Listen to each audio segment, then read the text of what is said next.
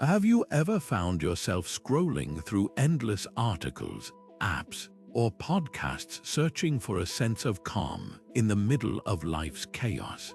In a world that often feels unpredictable and overwhelming, the pursuit of emotional stability has become something of a modern obsession.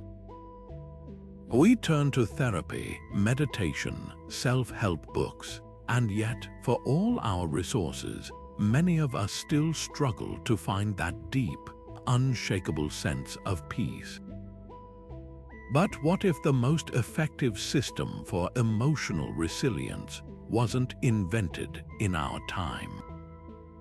What if the blueprint for lasting inner strength was crafted more than 2,000 years ago in the bustling markets of Athens and the quiet studies of Rome? The ancient Stoics, thinkers like Marcus Aurelius, Seneca, and Epictetus engineered a way of life designed not just to endure hardship, but to thrive within it. Long before the term cognitive behavioral therapy entered our vocabulary, these philosophers were practicing something remarkably similar. They understood that true stability comes not from controlling the world around us, but from mastering our responses to it.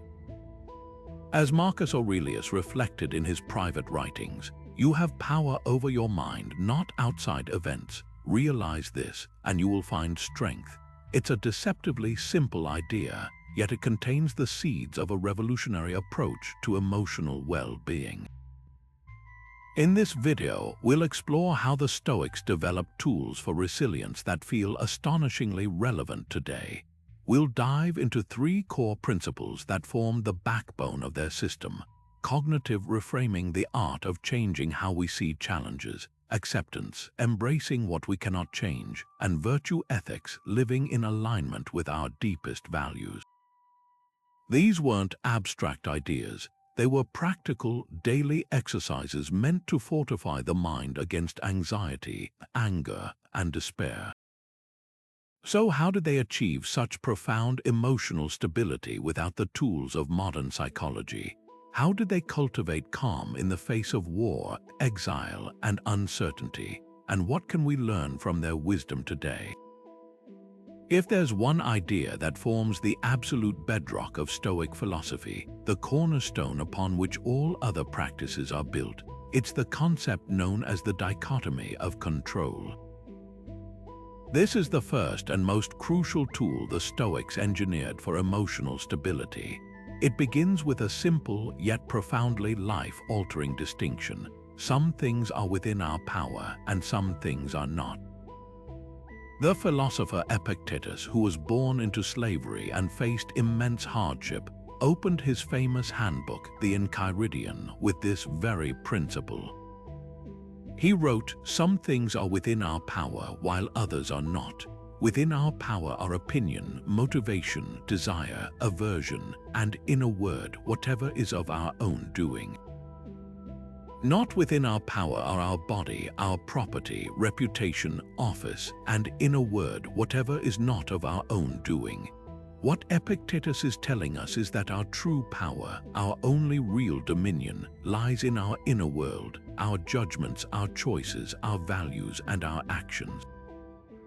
Everything else, the weather, the traffic, what other people think of us, the stock market, the past, the future, exists outside that sphere of command. The entire Stoic system for emotional well-being hinges on this one classification. The suffering and anxiety we experience, they argued, almost always stem from a fundamental error. We desperately try to control the uncontrollable, while neglecting the immense power we do possess over our own mind. Consider an ancient Roman senator living under the reign of a capricious emperor. He could not control whether the emperor trusted him or viewed him as a threat. He could not control political rumors or the whims of fortune. If he tied his happiness and sense of self to those external factors, he was setting himself up for a life of perpetual fear and anguish. His Stoic training, however, would direct him to focus solely on what was his to manage: his own integrity, his courage in the face of adversity, his rational assessment of the situation, and his just actions regardless of the outcome. His tranquility came from investing his energy where it could actually make a difference. Now, translate that to our modern lives. How much of our daily stress is spent raging against things utterly beyond our control? We fume in traffic jams, we agonize over a critical comment from a coworker, we lose sleep worrying about a future event that may never happen. We try to manage other people's opinions and feelings, exhausting ourselves in a futile attempt to command the uncommandable. The emotional drain is immense. The Stoic invitation is to perform a simple but powerful audit of your worries. Take a moment right now to think of 3 things that are causing you stress. Perhaps it's an upcoming performance review, a disagreement with a friend, or anxiety about your health. Now, honestly categorize each one. Is the source of your anxiety something within your own actions and judgments, or is it an external outcome? You can control how prepared you are for that review and how professionally you present yourself. You cannot ultimately control your boss's final decision. You can control having an honest and kind conversation with your friend. You cannot control their reaction or emotional state. This act of sorting is not about giving up. It's about focusing your efforts with laser precision, which is the very essence of emotional engineering. It's about ceasing to struggle against the current of reality and instead using your energy to steer your own boat. But how do we actually put that distinction into practice? How do we stop ourselves from being instantly hijacked by a wave of emotion the moment something happens? This brings us to the second powerful tool in the Stoic toolkit, a technique so advanced that modern psychology would later give it a different name: cognitive distancing. The Stoics asked a brilliant and simple question: what if we could create a moment of space between the initial stimulus and our final response? That tiny gap, that breath of awareness, is where our true freedom lies. It's the difference between being a puppet jerked around by every event and being the puppeteer who holds the strings. The core idea here is that our initial thoughts are not commands, they are merely suggestions. The Stoics referred to them as impressions. Imagine your mind is a courtroom. An impression like, "My boss ignored me, she must be angry with me," is not the judge's final ruling. It's just a piece of evidence entered into the record. Your job is to be the skeptical judge, to examine that evidence before you gavel down a verdict of anxiety or despair. Marcus Aurelius practiced this constantly, reminding himself in his meditations, "You don't have to turn this into something. It doesn't have to upset you." He wasn't denying the impression, he was simply refusing to grant it automatic power over his emotional state. He was creating that crucial distance. This might sound strikingly similar to modern mindfulness, and in practice it often looks the same, but there's a subtle and important difference in framing. While mindfulness often encourages non-judgmental awareness, Stoic cognitive distancing is an active, rational exercise. It's not just about noticing the thought, it's about interrogating it. Is this impression true? Is it helpful? Is it based on fact or on fear? For example, if you get a terse email from a colleague, the initial impression might be, "I've done something wrong." A mindfulness approach might say, "I notice I'm having the thought that I've done something wrong." The Stoic approach takes it a step further. "I notice that impression. Now let me examine it. What is the evidence?" The email is brief, but it contains no direct criticism. Perhaps this person is just busy or stressed. Even if I have made a mistake, it is within my power to correct it. Therefore, this impression does not require a panicked response. This is the practice of becoming an observer of your own mind. It's about recognizing that you are not your thoughts. You are the consciousness that hears them. This simple shift in perspective is incredibly liberating. It means a negative thought can pass through like a cloud in the sky without you having to build a whole storm system around it. The goal isn't to never have a negative impression. That's impossible. The goal is to never be enslaved by one. So here's a small, practical challenge to try this for yourself. Sometime today, when you notice an automatic negative thought arise, a worry, a self-criticism, a flash of irritation, instead of latching onto it, simply label it. Silently say to yourself, that is a thought, not a truth, not a command, just a thought. In that tiny act of naming, you've already begun to build the space that leads to true emotional stability. Now, if the idea of creating mental space is about managing our reaction to events as they happen, the Stoics also developed a powerful proactive technique to fundamentally reduce our fear of future events. This practice is called premeditatio malorum, which translates to the premeditation of evils. At first glance, this might sound like the most pessimistic idea imaginable, deliberately sitting down to visualize everything that could possibly go wrong. But that's a profound misunderstanding of its purpose. The Stoics weren't morbid pessimists, they were pragmatic engineers of the mind. They intentionally visualized worst-case scenarios not to cultivate fear, but to systematically dismantle it. This was a calculated exercise in emotional inoculation. The core genius of premeditatio malorum lies in its twofold benefit. First, by mentally walking through a potential adversity in vivid detail, we rob it of its terrifying power of surprise. The unknown is always more frightening than the known. When we've already faced a situation in our minds, we arrive at it, should it ever happen, not as a panicked victim, but as someone who has already been there. We have a mental playbook. The second benefit is perhaps even more immediate. It drastically enhances our appreciation for the present moment.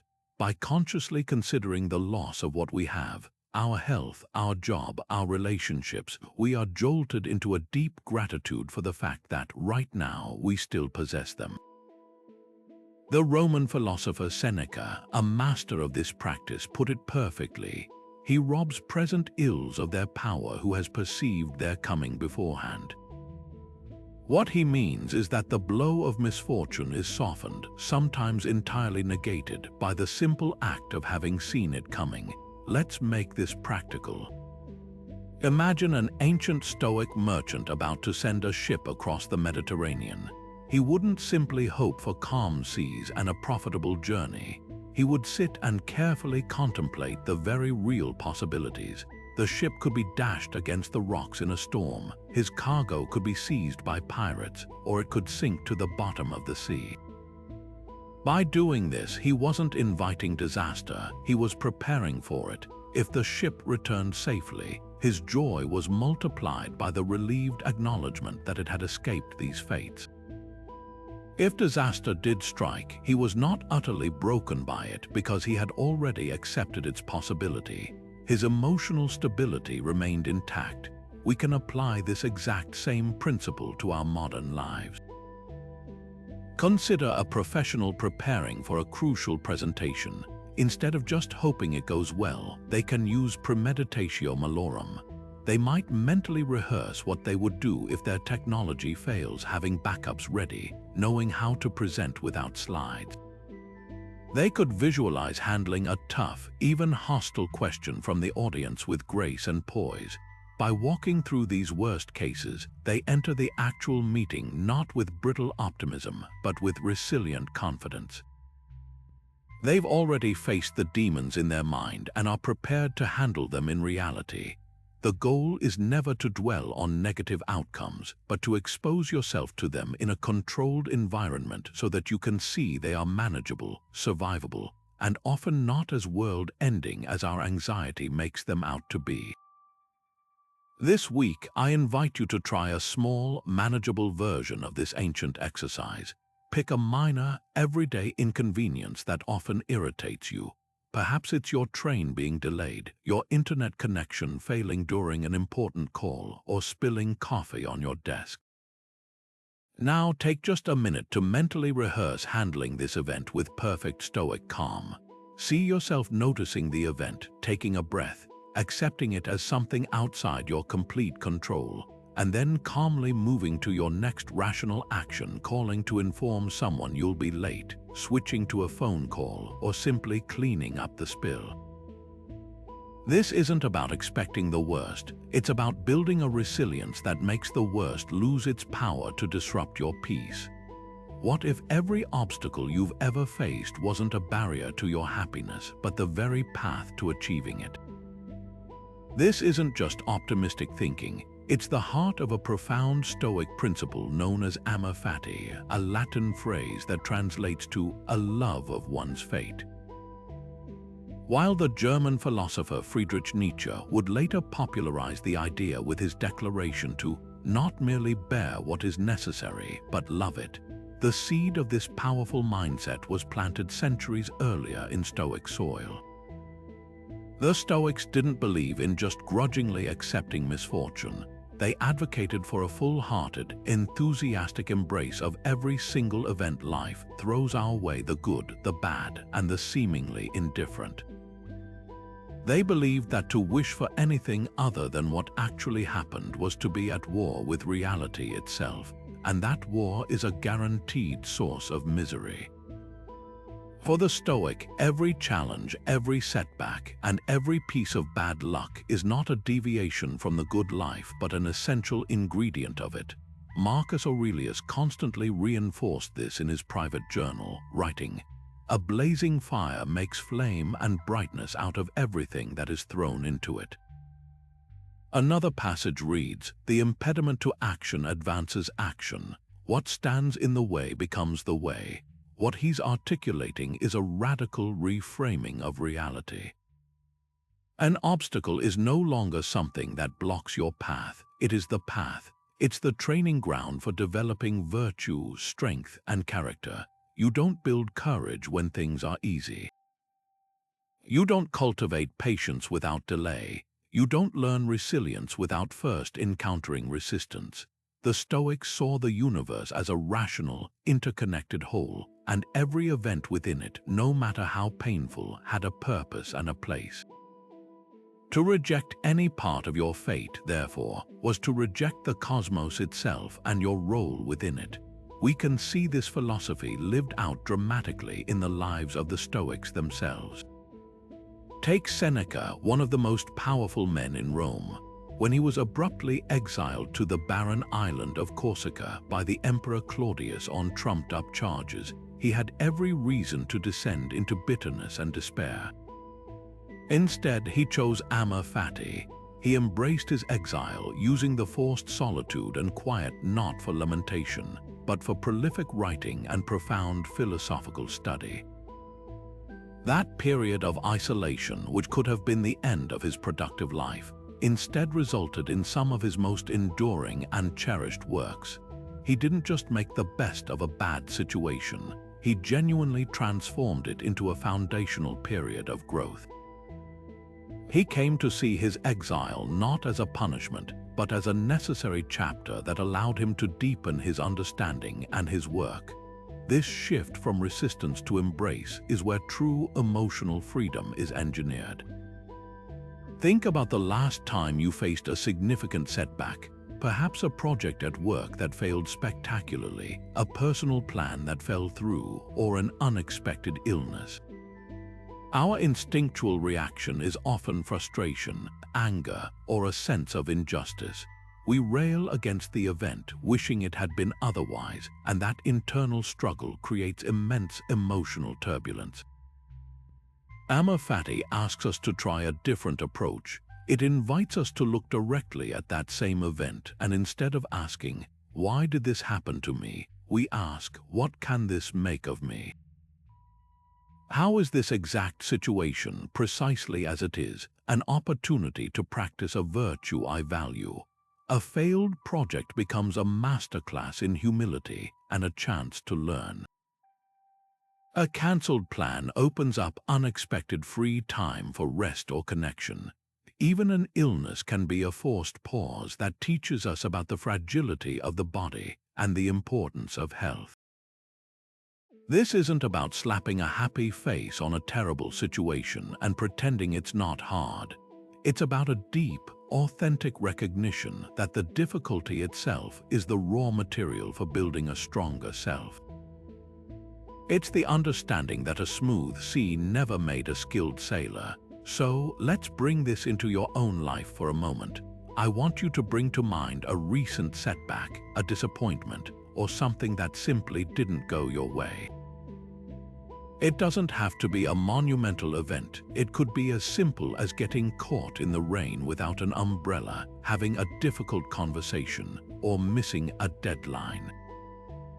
Now, instead of focusing on the frustration of it, see if you can find just one positive aspect, one hidden lesson, or one small way in which this event served you. Maybe the rainstorm forced you to slow down and notice the world around you. Perhaps the difficult conversation clarified a boundary that needed to be set. The missed deadline might have taught you about the importance of planning for contingencies. This simple act of reframing isn't denial, it's alchemy. It's the first step in transforming the lead of misfortune into the gold of wisdom. But what is the source of that emotional chaos we so often feel? The Stoics identified the root cause with stunning clarity. Our suffering doesn't come from events themselves, but from where we choose to place our ultimate value. They argued that we create our own turmoil by misjudging what is truly good and what is not. This brings us to the very heart of their ethical system, a concept so radical it can completely reorient a life, the idea that virtue, moral excellence, is the sole good. Everything else that we typically chase, wealth, reputation, power, comfort, even our health, they classified as indifferent. Now, that word is easily misunderstood. The Stoics didn't mean we should be indifferent toward these things. It's not that we shouldn't prefer health to sickness or prosperity to poverty. Rather, they are indifferent in the sense that they have no direct power to make us good or bad people, and therefore, they cannot be the true source of our happiness or our misery.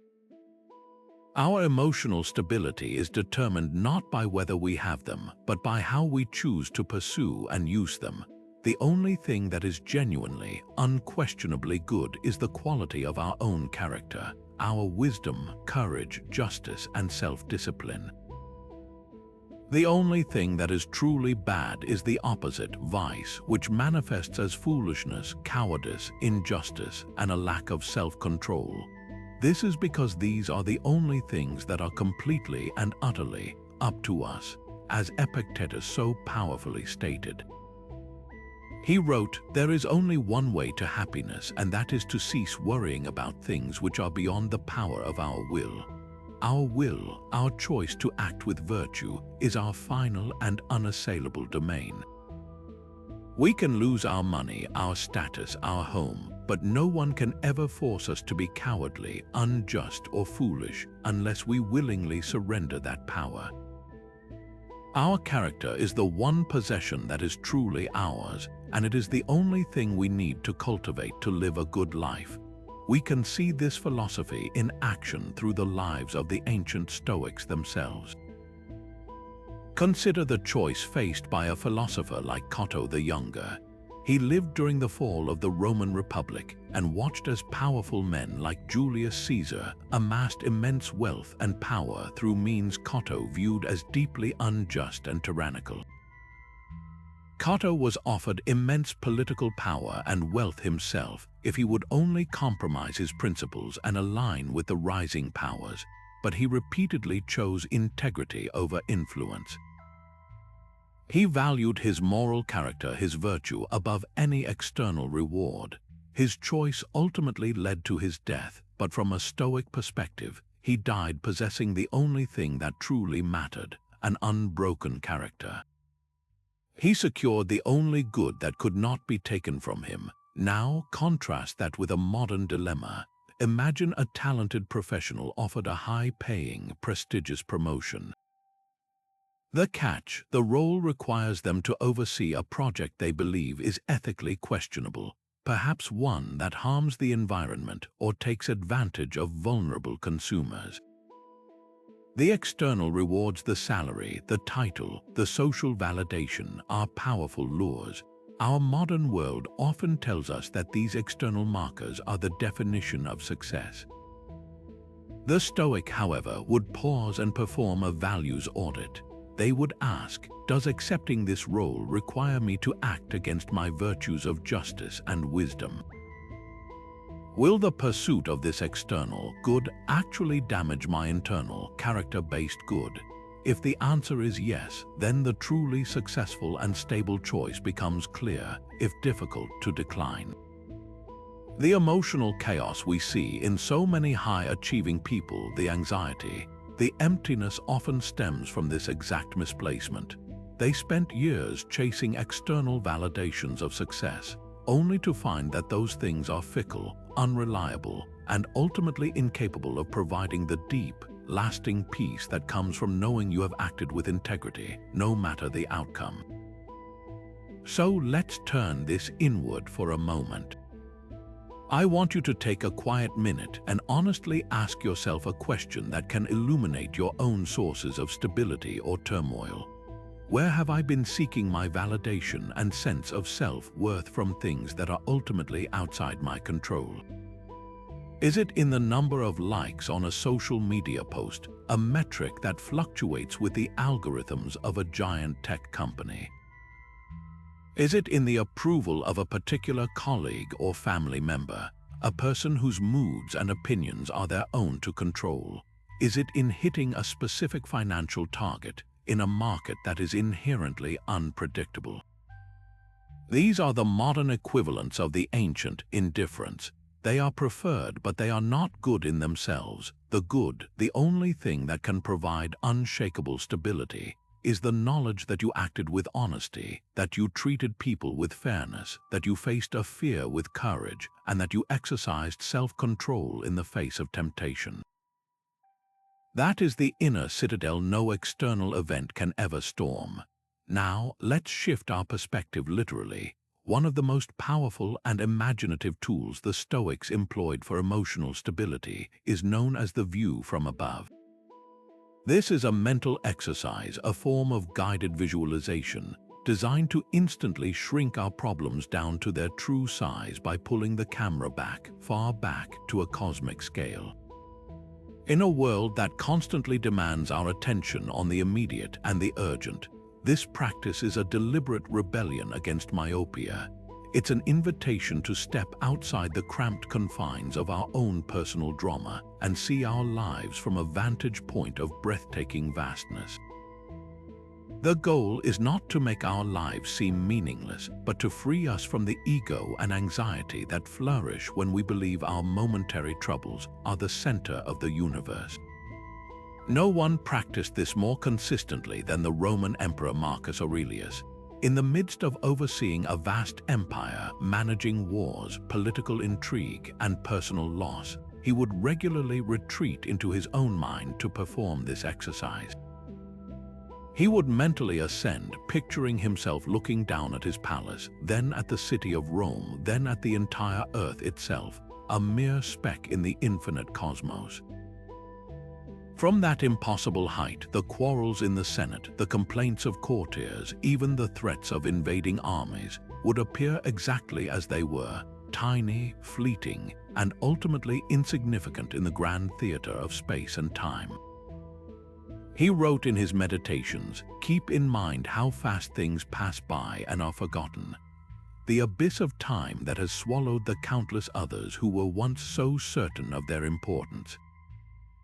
He wasn't dismissing his duties, he was simply placing them in their proper context to prevent them from consuming him with stress. This profound shift in perspective has a startlingly modern parallel, the experience of astronauts viewing Earth from orbit. They often report a powerful cognitive shift known as the overview effect. From the window of a spacecraft, they see our planet not as a collection of separate nations and conflicts, but as a single, fragile, breathtakingly beautiful blue marble hanging in the void. Borders vanish. Petty political and personal squabbles become impossible to take seriously when viewed against the backdrop of the entire human race sharing one tiny, life-giving oasis in an unimaginably vast and empty cosmos. The astronaut's literal view from above creates the same emotional and philosophical clarity that Marcus Aurelius sought through his mental discipline. It instantly reveals that so much of what we fight over, worry about, and inflate with self-importance is, from just a slight distance, incredibly small. You don't need a spaceship to access this perspective. The practice is available to anyone, anywhere, at any moment. The next time you find yourself coiled tightly around a problem, a heated argument, a looming deadline, a social slight that feels enormous, try this. Close your eyes for just 30 seconds. Imagine yourself pulling back from the situation. See yourself in the room, then see your building, your town.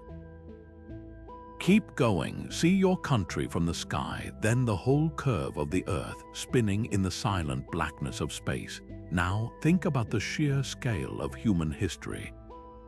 Think of the billions of people who have lived and died, each with their own loves, losses, and worries that felt all-consuming to them in their moment. Your current problem, no matter how real it feels, is just one more drop in that endless river. This isn't designed to make you feel small or nihilistic. Its purpose is to grant you the immense relief that comes with realizing your troubles are not the center of everything. It creates space. It drains the drama and returns a sense of calm, objective proportion. For a more immediate and equally powerful application, try a simpler version of this exercise rooted in time rather than space. Take whatever is causing you anxiety today and project yourself forward. Imagine it is 1 year from now. Look back at this present moment from that future point. How much will this problem truly matter in a year? Will you even remember the specific details of this stress, or will it have blurred into the general background of your life? Most of the things we agonize over in the present turn out to have very little long-term impact. By borrowing the perspective of your future self, you can often see the current situation with far greater clarity and far less emotional charge. You realize that this too shall pass, and that peace comes from aligning your emotional response with the actual, lasting significance of the event. Now, let's turn from these expansive mental exercises to a much more grounded, practical tool, one that involves nothing more than a pen and some honest self-reflection. The Stoics understood that philosophical principles are useless if they remain abstract ideas. They must be actively applied and integrated into the fabric of our daily lives. To that end, they were among the very first to systematically advocate for and practice a form of therapeutic writing. Long before the proliferation of modern journaling apps and guided notebooks, philosophers like Seneca and Marcus Aurelius were diligently using written self-examination as their primary tool for moral and emotional calibration. This wasn't about recording daily events for posterity. It was a rigorous nightly audit of the mind, a way to hold oneself accountable and measure progress in the only project that truly mattered, the development of one's character. The specific practice, often called an evening review, was a cornerstone of the Stoic routine. At the end of each day, they would retreat to a quiet space and mentally retrace their steps. The goal was not to simply replay the day's events, but to scrutinize their own reactions and behaviors with detached, objective clarity. They would ask themselves pointed questions. Where did I allow a negative impression to take hold without examining it? When did my desire for an external thing like praise or comfort override my commitment to acting with virtue? Did I act with justice and kindness in my dealings with others, or was I selfish or irritable? This process was designed to catch the subtle moments where emotion overrode reason, identifying the precise cracks in their philosophical armor so they could be repaired and strengthened for the next day. It was a continuous feedback loop for the soul. Seneca, in his moral letters to Lucilius, provides us with a beautiful and detailed account of this practice. He wrote, "When the light has been removed and my wife has fallen silent, aware of this habit that's now mine, I examine my entire day and go back over what I've done and said, hiding nothing from myself, passing nothing by." He then describes how he would confront his own errors without mercy, saying, "I say to myself, see that you don't do that again, but now I forgive you." This passage is incredibly revealing. It shows the two essential components of effective self-examination. First, the unflinching honesty to see one's faults clearly, and second, the self-compassion to understand that progress is a process, not a destination of perfection. The journal was a confidential confessional where one could be both the stern judge and the merciful pardoner. Today, the world is filled with digital tools that echo this ancient practice. There are countless apps designed for gratitude journaling, mood tracking, and daily reflection. And while these can be wonderful aids, the modern approach often lacks the specific, sharpened focus of the Stoic method. Much of contemporary journaling is centered on cataloging feelings or affirming self-esteem. The Stoic version is different. It is fundamentally a tool for moral improvement. It's not about just venting emotions or validating every feeling. It's about critically assessing those feelings and actions against the unwavering standard of virtue. Did I act with courage or cowardice, with wisdom or foolishness? The goal is to close the gap between our philosophical knowledge and our lived reality, one day at a time. So how can you start implementing this powerful tool without feeling overwhelmed? The key is to begin with a manageable commitment that focuses on the Stoic essence of the practice. Tonight, before you go to sleep, I want you to try a simplified version of this evening review. You don't need to write pages. You don't even need to write paragraphs. Take just a moment to reflect on your day and write one single, honest sentence. In that sentence, acknowledge one thing you handled well according to your principles. Perhaps you remained patient in a frustrating situation, or you chose to act fairly when it would have been easier not to. Then, and this is just as important, acknowledge one area where you could improve. Maybe you snapped at a loved one over something trivial, or you spent time worrying about a hypothetical problem you can't control. This simple, two-part sentence isn't about self-punishment. It's about compassionate and clear-eyed awareness. It's the act of a gardener gently noting which plant is thriving and which needs a little more attention, ensuring the entire garden continues to grow. How often do we layer our own drama onto perfectly neutral events, turning a simple occurrence into a personal catastrophe? This tendency to amplify reality with our own fears, desires, and judgments is a primary source of our emotional turbulence, and it was a habit the Stoics sought to dismantle with ruthless precision.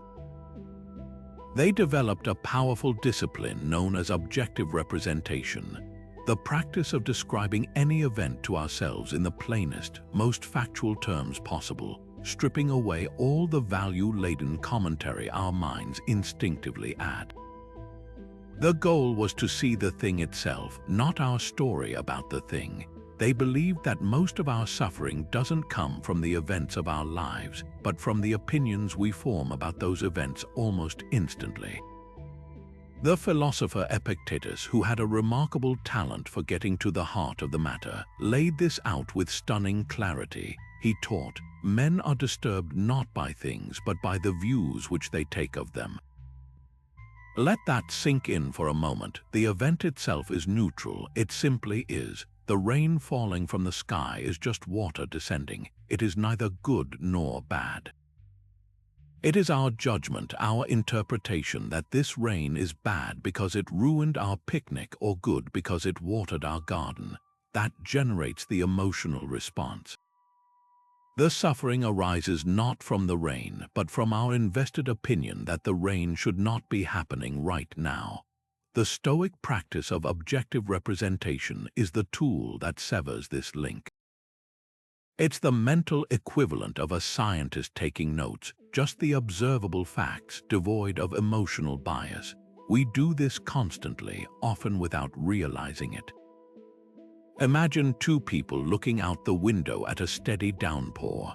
One person sighs and says, "Ugh, what awful, miserable weather." The other person looks out and says, "There is a high volume of precipitation occurring." The first statement is loaded with judgment. It's a story that creates a feeling of disappointment and frustration. The second is a simple, neutral observation of a meteorological fact. It carries no emotional charge. The Stoic aim is to train ourselves to default to the second kind of description. This isn't about becoming cold or robotic. It's about creating a moment of pause between the event and our emotional reaction so that we can choose our response rather than being hijacked by it. Another way to think of it is as a filter for your perceptions. Most of us have a filter that automatically adds color and commentary, usually in a negative shade.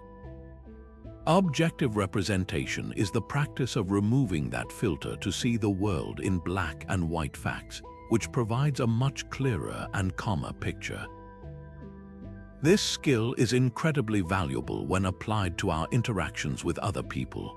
Your coworker doesn't reply to your email for a full day.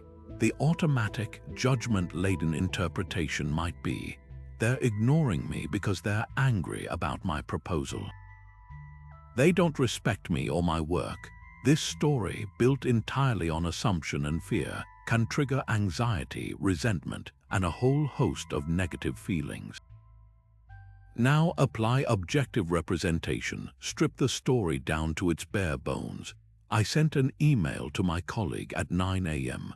24 hours have passed and I have not yet received a reply. That's it. Those are the only indisputable facts. Everything else is a narrative you have created. This factual description allows you to then consider other, equally plausible possibilities without the cloud of negative emotion. They are likely very busy with their own deadlines, or perhaps my email was missed in a crowded inbox.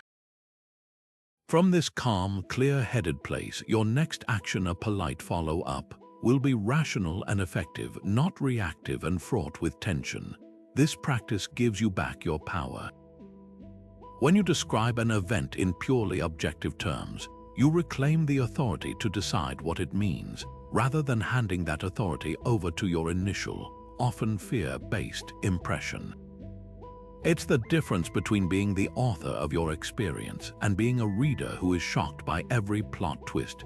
So let's try a small exercise to build this mental muscle.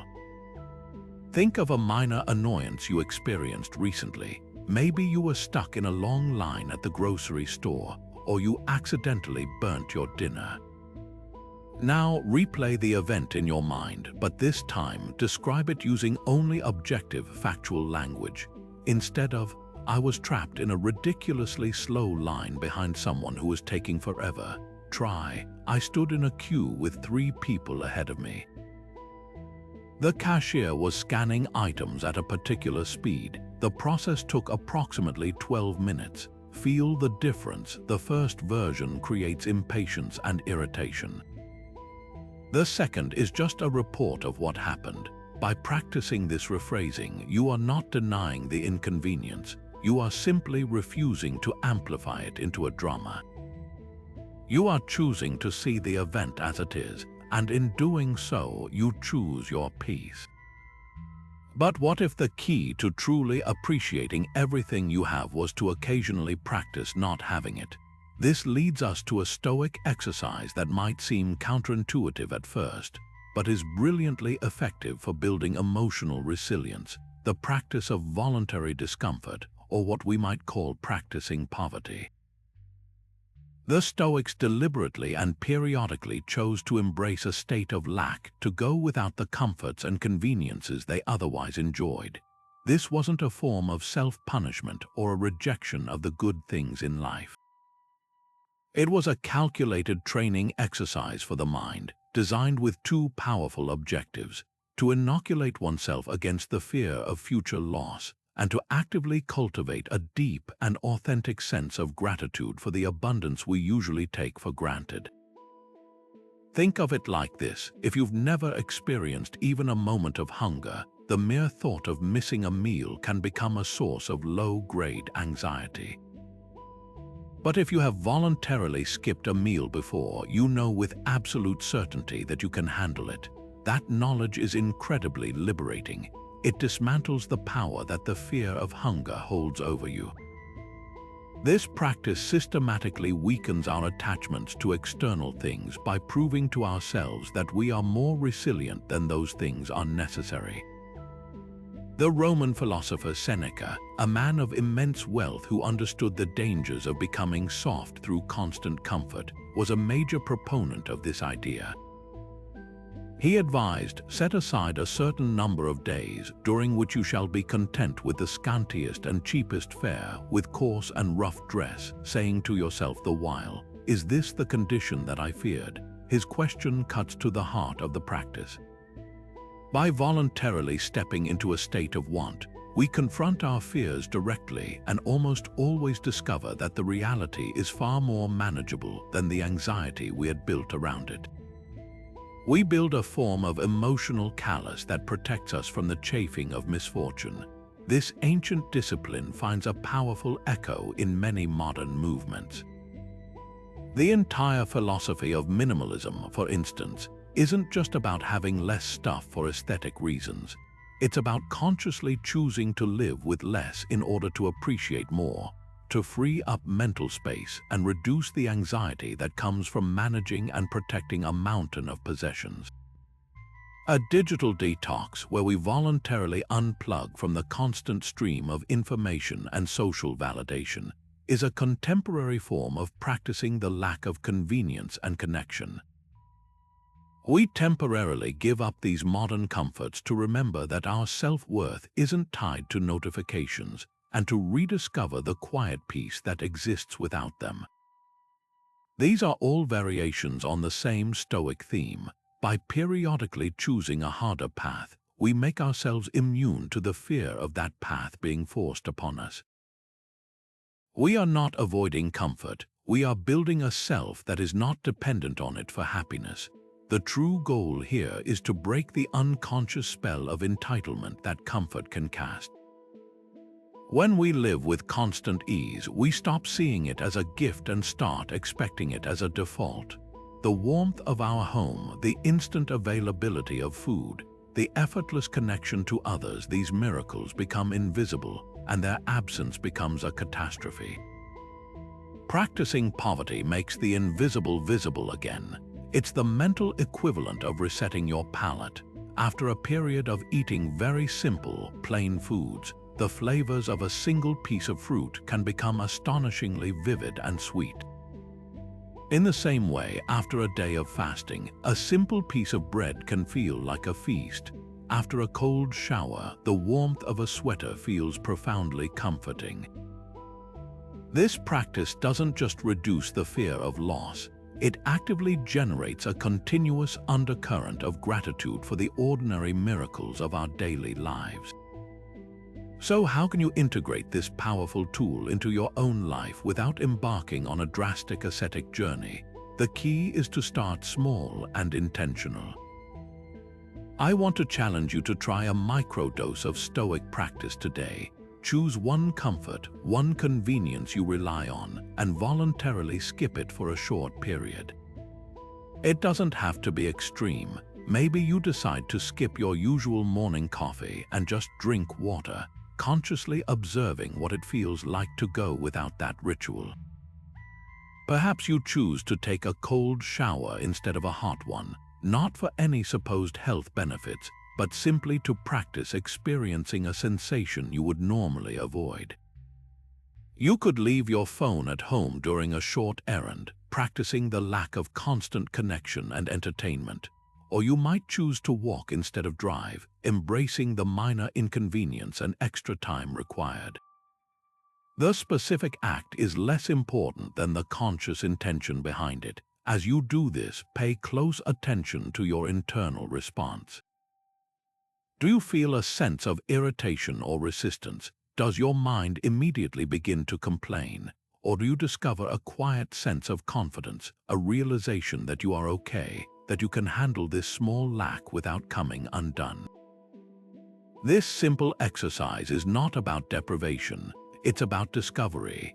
It's a small, practical investment in the unshakable confidence that comes from knowing your peace does not reside in your possessions or your comforts, but in the resilient strength of your own character. We all share one undeniable, universal fate, a truth so fundamental that every culture, every philosophy, and every human life must eventually grapple with it. The Stoics, however, did not see this as a dark cloud to be ignored, but as a clarifying lens through which to view every single day. They practiced what they called Memento Mori, a deliberate remembrance of death. At first, this might sound morbid or pessimistic, a practice fixated on the end, but that misunderstands its profound purpose entirely. For the Stoics, remembering that life is finite was the ultimate tool for giving it meaning, urgency, and incredible value. It was not about cultivating a fear of the end, but about igniting a passion for the present.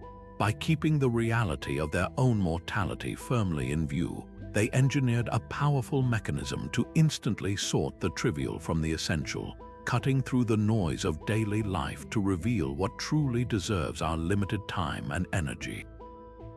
Marcus Aurelius, the emperor who ruled an empire while constantly reminding himself of his own insignificance in the vast flow of time, returned to this theme again and again in his private writings. He offered a perspective that is both sobering and strangely liberating. You could leave life right now. Let that determine what you do and say and think. He wasn't suggesting we live in a state of paranoia. He was advocating for a profound form of mental clarity. If this moment, this very day, could be your last, a real possibility for anyone at any time, how would that change the quality of your actions? Would you waste it on petty grievances, on seeking validation from people who don't matter, on anxiety over things you cannot change? Or would you focus with immense precision on acting with kindness, with courage, with justice, and with gratitude? The remembrance of death for a Stoic is the ultimate antidote to procrastination of virtue. It's the reminder that the opportunity to be a good person, to do something meaningful, to connect deeply with others, is not a given for some distant future. It is a possibility that exists only right now. The ancient Romans made this practice a tangible part of their lives in ways that might shock our modern sensibilities. It was common for a victorious general parading through the streets of Rome in a triumphal procession to have a slave standing right behind him in his chariot, whispering in his ear, "Respice post te. Hominum te memento, look behind you, remember you are but a man." This was a direct, visceral memento mori, a warning that even at the pinnacle of success and glory, he was still mortal and fallible. Some wealthy Romans were said to keep actual skulls on their desks or wear rings engraved with images of death as constant, physical reminders of their fate. This wasn't a celebration of the macabre, it was a tool for grounding. It was a check on vanity, a curb on arrogance, and a powerful incentive to use power and wealth wisely, knowing they are temporary. Our modern world, by contrast, is largely built on the opposite impulse, a pervasive and systematic avoidance of death. We hide it away in hospitals and funeral homes, we sanitize it in language, and we often treat it as a tragic failure rather than the natural, inevitable conclusion to every life. This avoidance, while understandable, comes with a hidden cost. When we refuse to consciously acknowledge our own finitude, we can easily fall into the trap of living as if we have an unlimited amount of time. We postpone difficult conversations, we delay pursuing our passions, we tolerate mediocre relationships, and we invest immense energy in building fragile monuments to our egos, all under the unexamined assumption that we will get around to what really matters someday later.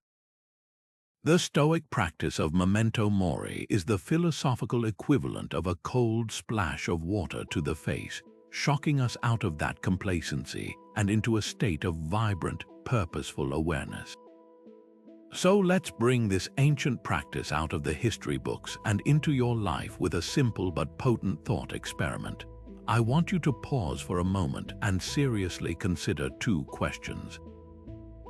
First, if you had strong reason to believe that today was genuinely your last day, what is the one thing you would make sure to do? Not a grand, dramatic gesture necessarily, but perhaps a quiet conversation of apology or forgiveness that you've been putting off. A moment of heartfelt gratitude to someone you love, or finally taking that first small, tangible step toward a dream you've been harboring for years. The answer reveals what you value most when all the social pretense and fear are stripped away. Now ask the second, equally important question. What would you immediately stop doing? What would you suddenly see as the incredible waste of precious time that it truly is? Would you refresh your social media feed one more time? Would you agonize over a critical comment from a stranger? Would you worry about the minor fluctuations of your stock portfolio? This exercise isn't meant to inspire a frantic bucket list frenzy.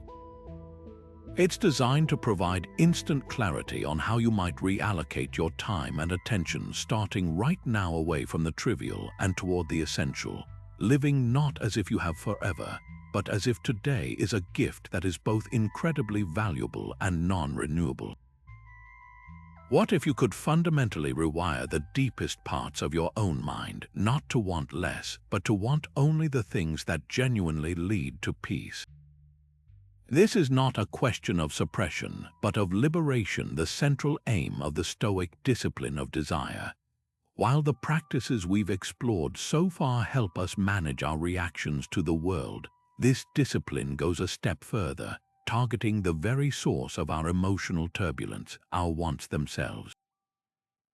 The Stoics proposed a radical idea.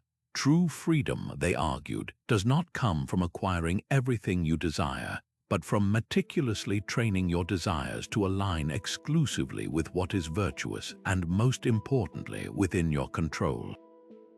It is about wanting the right things rather than wanting more things. At the heart of this practice is a stark realization. Much of our inner chaos is self-inflicted, born from craving external validations that are inherently unreliable. We chase after wealth, social status, praise, and comfort, believing that securing these things will finally bring us the happiness and stability we seek.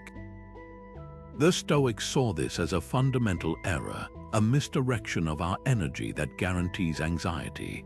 Why? Because all of these desired objects exist outside our sphere of complete control. Their attainment is never guaranteed, and their loss is always a possibility. To chain our sense of well-being to such fleeting externals is to build our house on shifting sand. Epictetus, who began his life as a slave and understood true powerlessness, framed this with his characteristic bluntness. Freedom is not secured by filling up on your heart's desire, but by removing your desire. He is not advocating for a joyless existence. He is pointing to a more profound kind of joy, the unshakable serenity that comes from wanting nothing that fortune can take away. We can see this philosophy embodied in the choices of ancient thinkers who consciously turned away from the very things their society told them to pursue. Consider a respected philosopher in ancient Athens or Rome. Public honor, political influence, and lavish wealth were the ultimate markers of success, eagerly sought by most. Yet time and again, figures like Seneca, despite his wealth, or Cato, with his political power, demonstrated that these things were secondary. They would, without hesitation, reject a public honor if it meant compromising their integrity, or refuse a bribe that would tarnish their justice. Their desire was not for the applause of the crowd, but for the quiet approval of their own conscience. Their sense of self-worth was an internal project, independent of the fickle opinions of others. Now hold that image next to a dominant force in our modern landscape, the social media influencer. The entire ecosystem is often built on the relentless pursuit of external validation, the chase for more likes, more followers, more comments, more viral moments. Here, self-worth is quantified by algorithms and public opinion. A drop in engagement can trigger genuine anxiety. A negative comment can ruin a day. This is the exact opposite of the Stoic discipline of desire, where the Stoic seeks to be unmoved by both praise and criticism. The influencer's emotional state is often directly tied to it. This isn't a judgment, but a powerful illustration of the stakes. The ancient philosopher and the modern influencer represent two different roads. One leads inward to a fortress of self-defined worth, while the other leads outward onto a roller coaster of perpetual craving and uncertainty. The practice of disciplining desire, then, is the gradual process of moving our inner compass from that external roller coaster to the internal fortress. It starts with awareness. It requires us to become detectives of our own motivations, to pause when we feel a strong want arise and ask a simple but penetrating question: is this desire within my complete control? Do I want to create excellent work which is within my control, or do I want everyone to praise my work which is not? Do I want to act with kindness, which is my choice, or do I want guaranteed gratitude in return, which is someone else's? This act of questioning is not meant to make us passive. It is meant to make us powerful. It redirects our effort away from trying to command the uncommandable and toward the one thing we can always command: our own intentions and efforts. So let's make this practical for your life right now. I want you to take a quiet moment and turn your attention inward. Ask yourself this: what is one desire you are holding onto that, if you could truly release your grip on it, would bring an immediate sense of calm and relief? It doesn't have to be a monumental life goal. It could be something as simple as the desire for your commute to be perfectly smooth every day, a want that sets you up for frustration before you've even left the house. It might be the desire for a particular person to agree with you, a want that gives them control over your emotional state. Or it could be the desire for a certain level of material possession, a want that keeps you on a treadmill of earning and spending without ever feeling like enough. Identifying this single desire is the first step in the discipline. Simply seeing it clearly, acknowledging the tension it creates, and understanding that its fulfillment was never yours to guarantee, can be an enormous relief. It is the act of unclenching a fist you didn't even realize was tightly closed. But understanding what is within our control and disciplining our desires is only half the battle. For the Stoics, wisdom without action is meaningless. This brings us to the crucial third discipline, the discipline of action. This is where philosophy meets the pavement of our daily lives. The central idea here is breathtakingly simple, yet profoundly difficult to master. We must focus exclusively on the quality and integrity of our own actions, while remaining completely indifferent to the outcomes they produce. Our emotional stability, the Stoics argued, does not come from achieving specific results which are often outside our control, but from the unshakable knowledge that we acted with justice, kindness, and courage to the very best of our ability, regardless of what happened next.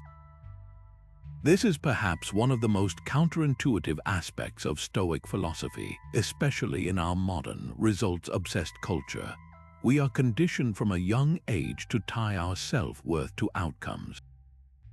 We celebrate the grade, the promotion, the winning goal. We internalize the message that success is measured by what we achieve. The Stoics flip this entire paradigm on its head. They propose that true success is measured not by the trophy, but by the integrity of the effort. The athlete who trains with absolute dedication and competes fairly is a success, even if they don't win the race. The employee who works with honesty and diligence has done their job well, even if the project doesn't get the expected praise. The outcome, the win, the praise, the profit, is classified as an indifferent. It is preferred, but it is not good in itself. The only genuine good is the virtuous action. Marcus Aurelius, the most powerful man in the known world, constantly had to remind himself of this. He could command armies, but he could not command their victory. He could pass laws, but he could not command their just execution by every official. His peace of mind, therefore, had to come from a different source. He wrote in his meditations, "What is not good for the swarm is not good for the bee."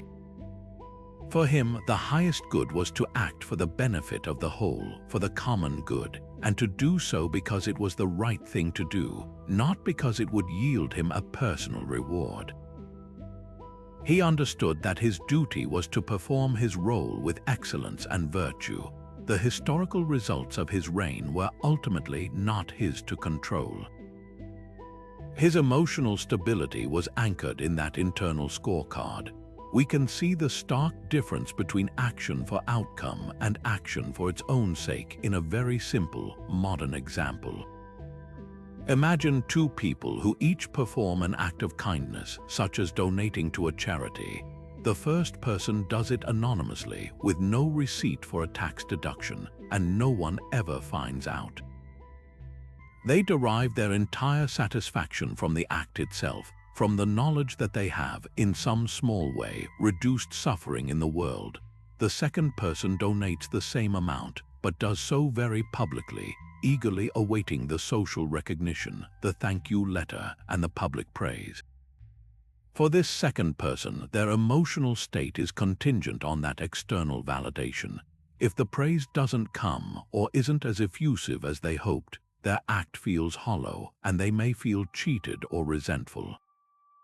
The first person, the Stoic actor, is emotionally resilient. Their reward was internal and was secured the moment they acted. The second person is on an emotional roller coaster, their feelings dependent on the reactions of others. The action was the same, but the intention behind it, the focus on the action versus the outcome, created two entirely different emotional experiences. This discipline liberates us from the tyranny of external validation. When you shift your focus to the purity of your action, you become incredibly resilient to criticism, failure, and indifference. You can speak your truth with kindness even if others disagree. You can create art even if it's not commercially successful. You can stand up for what is right even if you stand alone. Your sense of worth becomes bulletproof because it is generated from within by your own unwavering commitment to your principles. It is the ultimate form of self-reliance. You are no longer a beggar pleading with the world for the rewards of praise and success. You are a sovereign, bestowing your virtuous actions upon the world as a gift with no strings attached. So how do we begin to cultivate this powerful way of being? The practice starts with small, intentional acts. Today, I encourage you to perform one small act of kindness or justice without any expectation of reward or recognition. It doesn't have to be grand. It could be as simple as sending a supportive message to a friend without expecting a reply.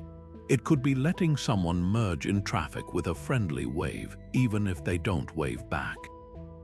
It could be picking up a piece of litter in the park, not for anyone to see, but simply because it is the right thing to do for your community.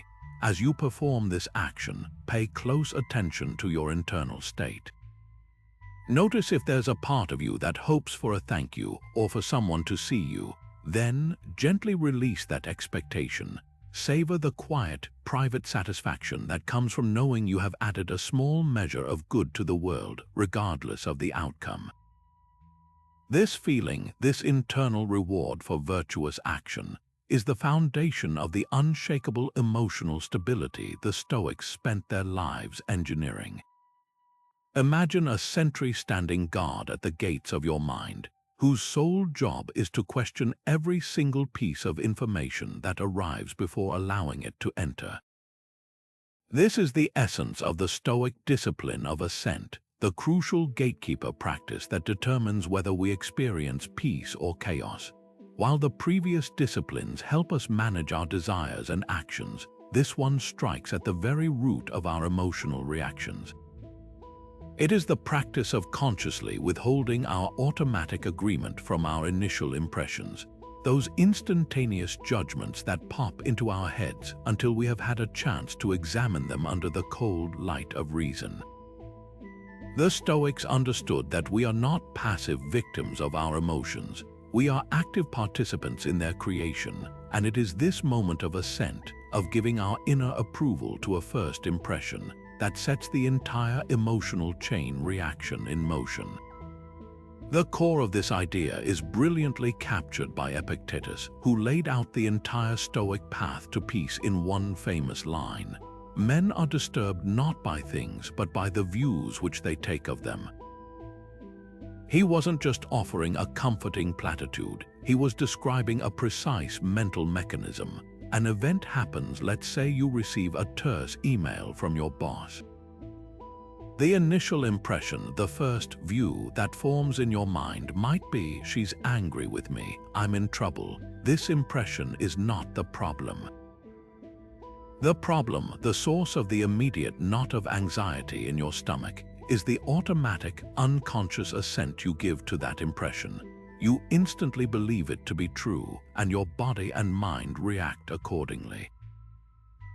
The discipline of ascent is the trained habit of inserting a pause between the arrival of the impression and your granting of belief.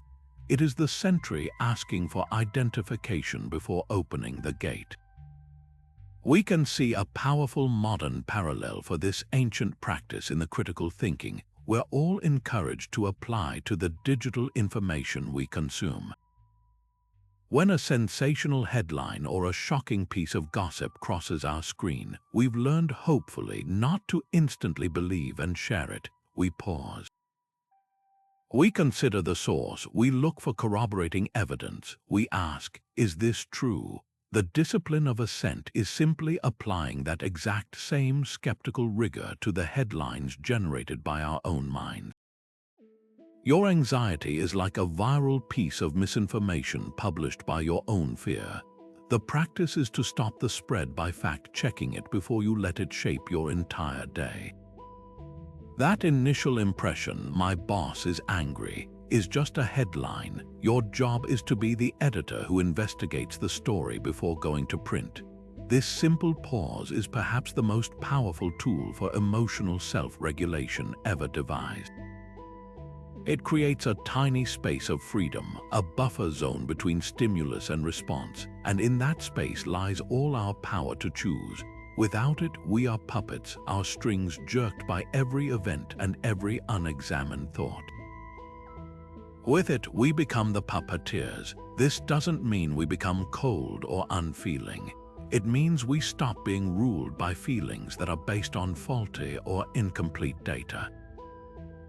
We move from being reactive to being responsive.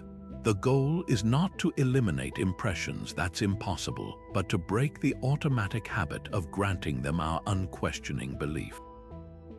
So how do we train this critical mental muscle in the heat of the moment? The Stoics would advise starting with something incredibly simple, yet profoundly effective: the breath. The next time you feel that familiar jolt, the flash of anger at a critical comment, the surge of panic from a stressful message, the wave of insecurity from a social comparison, I want you to try this. Before you do anything, before you type a reply, say a word, or even fully entertain the thought, just pause. Take 3 slow, deliberate breaths. Inhale deeply, and as you exhale, mentally label what is happening.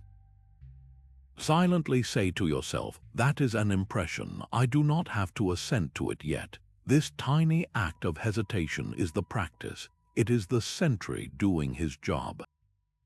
In the space of those 3 breaths, you have already begun to separate yourself from the initial reaction. You have created just enough room to ask the essential Stoic questions. Is this impression true? Is it helpful? Is it within my control? From that calmer, more rational place, your response, when it comes, will be measured, effective, and far more likely to lead to a peaceful outcome. How can a sense of connection to something larger than ourselves actually lessen the weight of our own personal worries? This brings us to a beautiful and expansive Stoic concept known as sympatheia, the profound understanding that all people, and indeed all of nature, are fundamentally interconnected in a single, rational, living whole. The Stoics didn't see themselves as isolated individuals navigating a hostile world. They saw themselves as integral parts of a universal community, much like a single limb is part of a larger body. This philosophical shift in perspective is incredibly powerful for emotional stability because it actively diminishes the selfish, ego-driven concerns that are so often the source of our anxiety.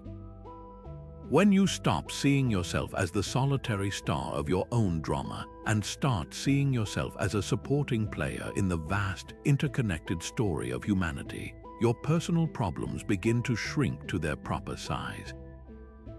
Your individual setbacks and irritations don't disappear, but they lose their power to dominate your entire emotional landscape because they are now contextualized within something infinitely larger. Marcus Aurelius constantly returned to this idea to ground himself amidst the immense pressures of ruling an empire. He wrote in his Meditations, "What brings no benefit to the hive brings none to the bee." This simple, elegant metaphor captures the essence of sympatheia.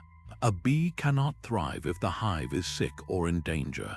Its individual well-being is inextricably linked to the health of the entire colony.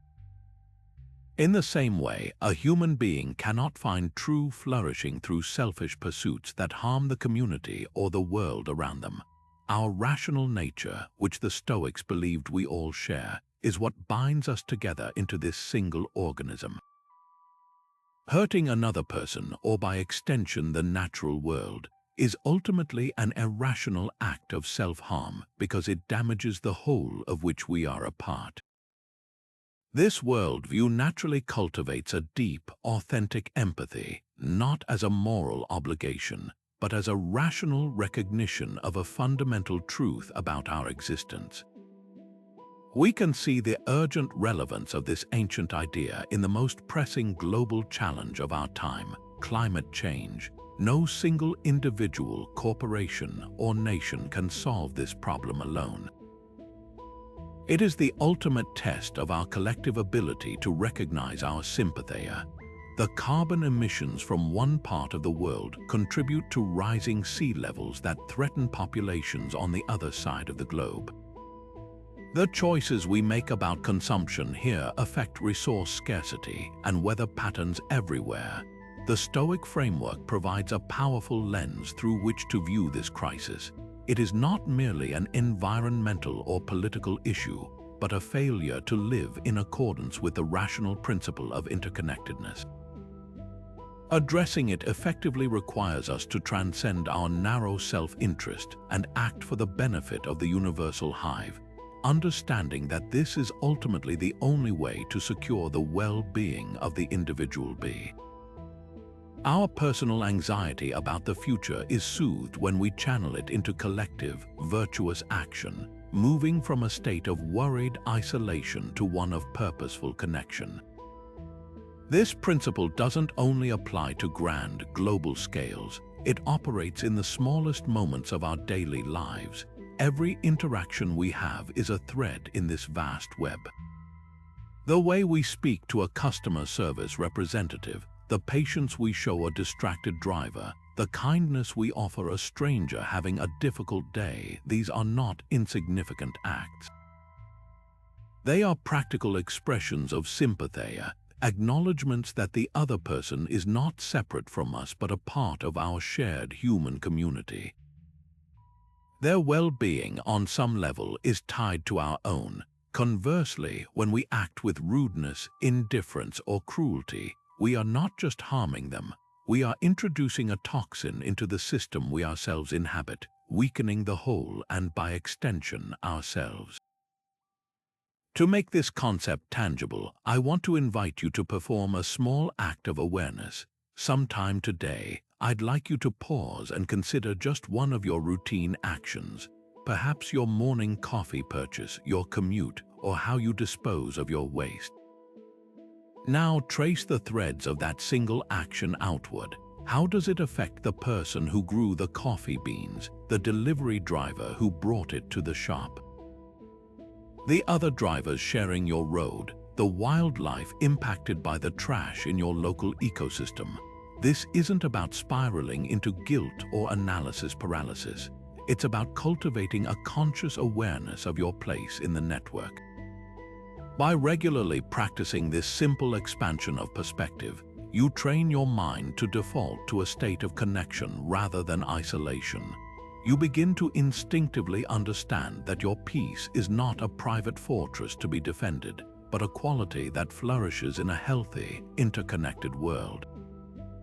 There is a profound difference between giving up and giving in, and understanding that distinction is the key to the next Stoic practice we must explore, the art of acquiescence. This is the wisdom of yielding to reality without futile resistance, not as an act of defeat, but as a conscious strategy to conserve our most precious resource, our emotional energy. The Stoics recognized that a significant portion of our suffering is self-inflicted, generated by the exhausting internal battle we wage against the unchangeable facts of our present moment. Emotional stability in this context doesn't always mean triumphant overcoming. Sometimes it means the profound peace that arrives when we simply stop fighting what is already true.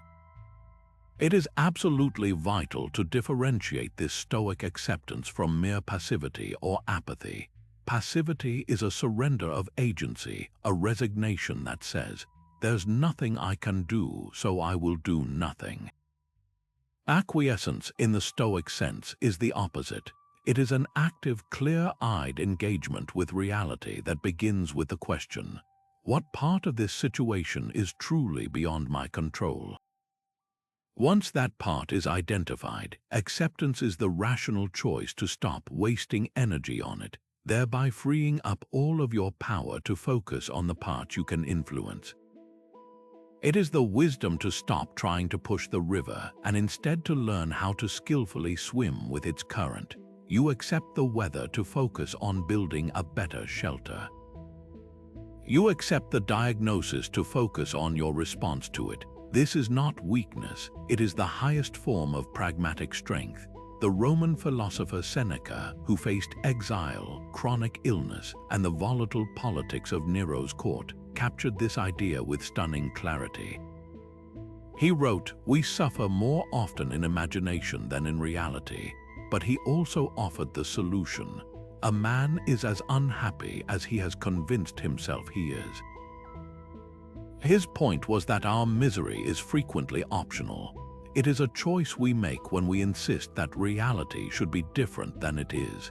The pain of a circumstance might be inevitable, but the additional layer of suffering, the anger, the resentment, the bitter frustration, is something we add ourselves through our refusal to acquiesce to necessity. When we stop fighting the unchangeable, we are left to deal only with the circumstance itself, which is always more manageable than the circumstance plus our emotional storm. Consider a modern scenario that tests this principle for so many of us: a cancelled flight. You've rushed to the airport, you're looking forward to your destination, and suddenly the board flashes that dreaded word, cancelled. Now two paths diverge. On one path there is rage. There is shouting at the gate agent, fuming in line, refreshing the airline app with seething frustration, and mentally cataloging every meeting and plan now ruined.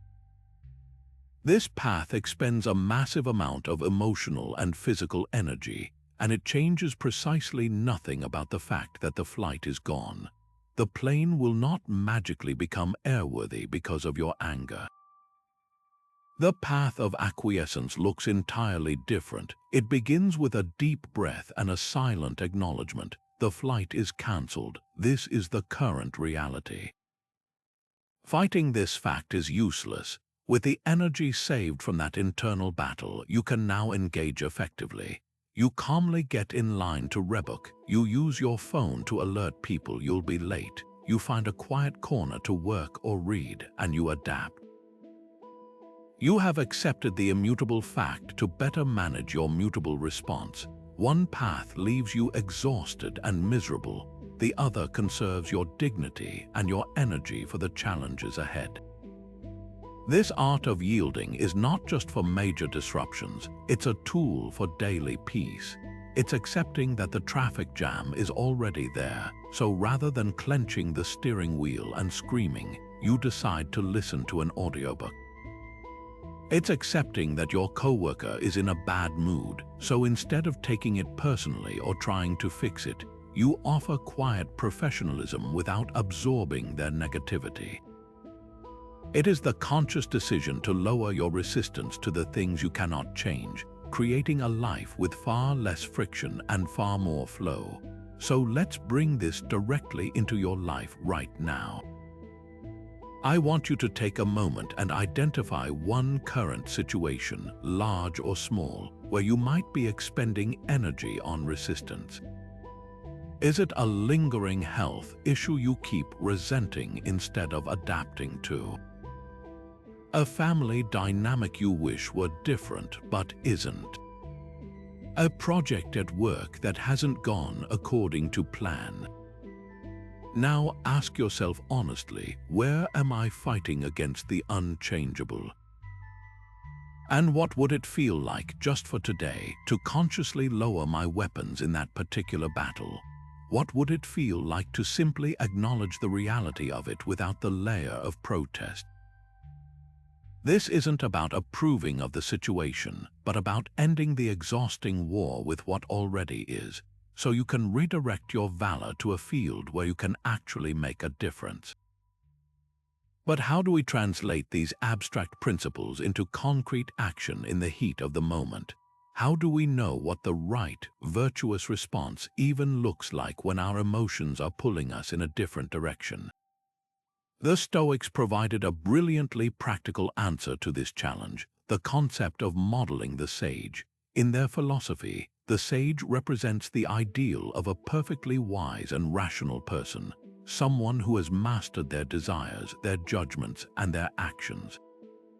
This figure is the North Star for Stoic conduct, a guiding light that helps us navigate complex situations by providing a clear standard to aim for, even if we know that reaching that perfect standard is ultimately beyond human capability.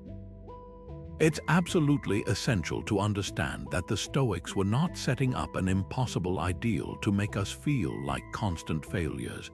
The entire point is in the striving itself. Epictetus, always focused on practical progress over abstract perfection, offered immense comfort on this point. He taught, "For who can suddenly change the convictions they've held for a lifetime? But if you don't, or rather, if you don't lay a hand on your raw and festering opinions, you'll carry around your own tyrant."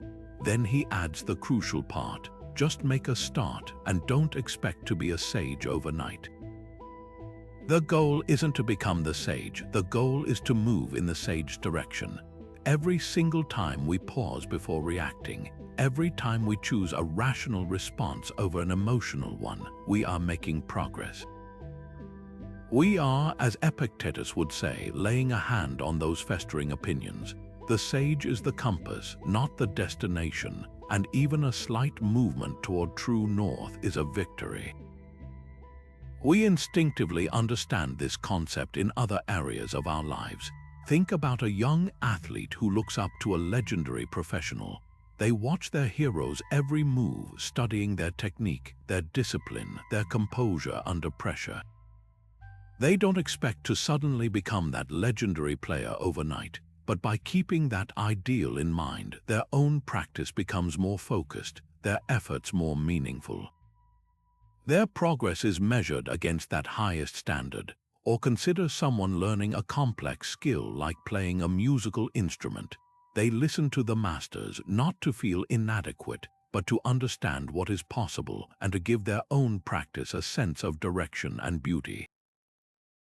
The sage serves the exact same purpose for our moral and emotional development. They are the master we study to improve our own performance in the art of living. You likely already have figures in your own life who embody this concept, even if you've never called them sages. It might be a historical figure known for their incredible integrity, like Nelson Mandela, who endured decades of imprisonment yet emerged with a message of reconciliation, not revenge. It could be a fictional character whose wisdom and calm under fire you deeply admire. More personally, it might be a grandparent, a teacher, or a mentor whose composure in a crisis you witnessed firsthand. Someone who, when faced with bad news or a personal setback, didn't fall apart but instead became quiet, focused, and purposeful. These people are our real-world touchstones for the ideal. We've seen that such stability is possible, and their example becomes a living reference point for our own behavior. So how can you actively use this tool the next time you find yourself in a difficult situation, big or small? It starts with a simple but powerful question. When you feel that familiar surge of anger, that knot of anxiety, or that pull toward a convenient but unethical choice, I want you to pause and consciously ask, what would a wise person do? Not a smart person or a clever person, but a truly wise one. Imagine that your personal hero, your moral compass, is standing right beside you. What action would they advise? How would they handle this exact same circumstance? You don't have to be perfect. You just have to try to choose the action that moves you 1 degree closer to their example.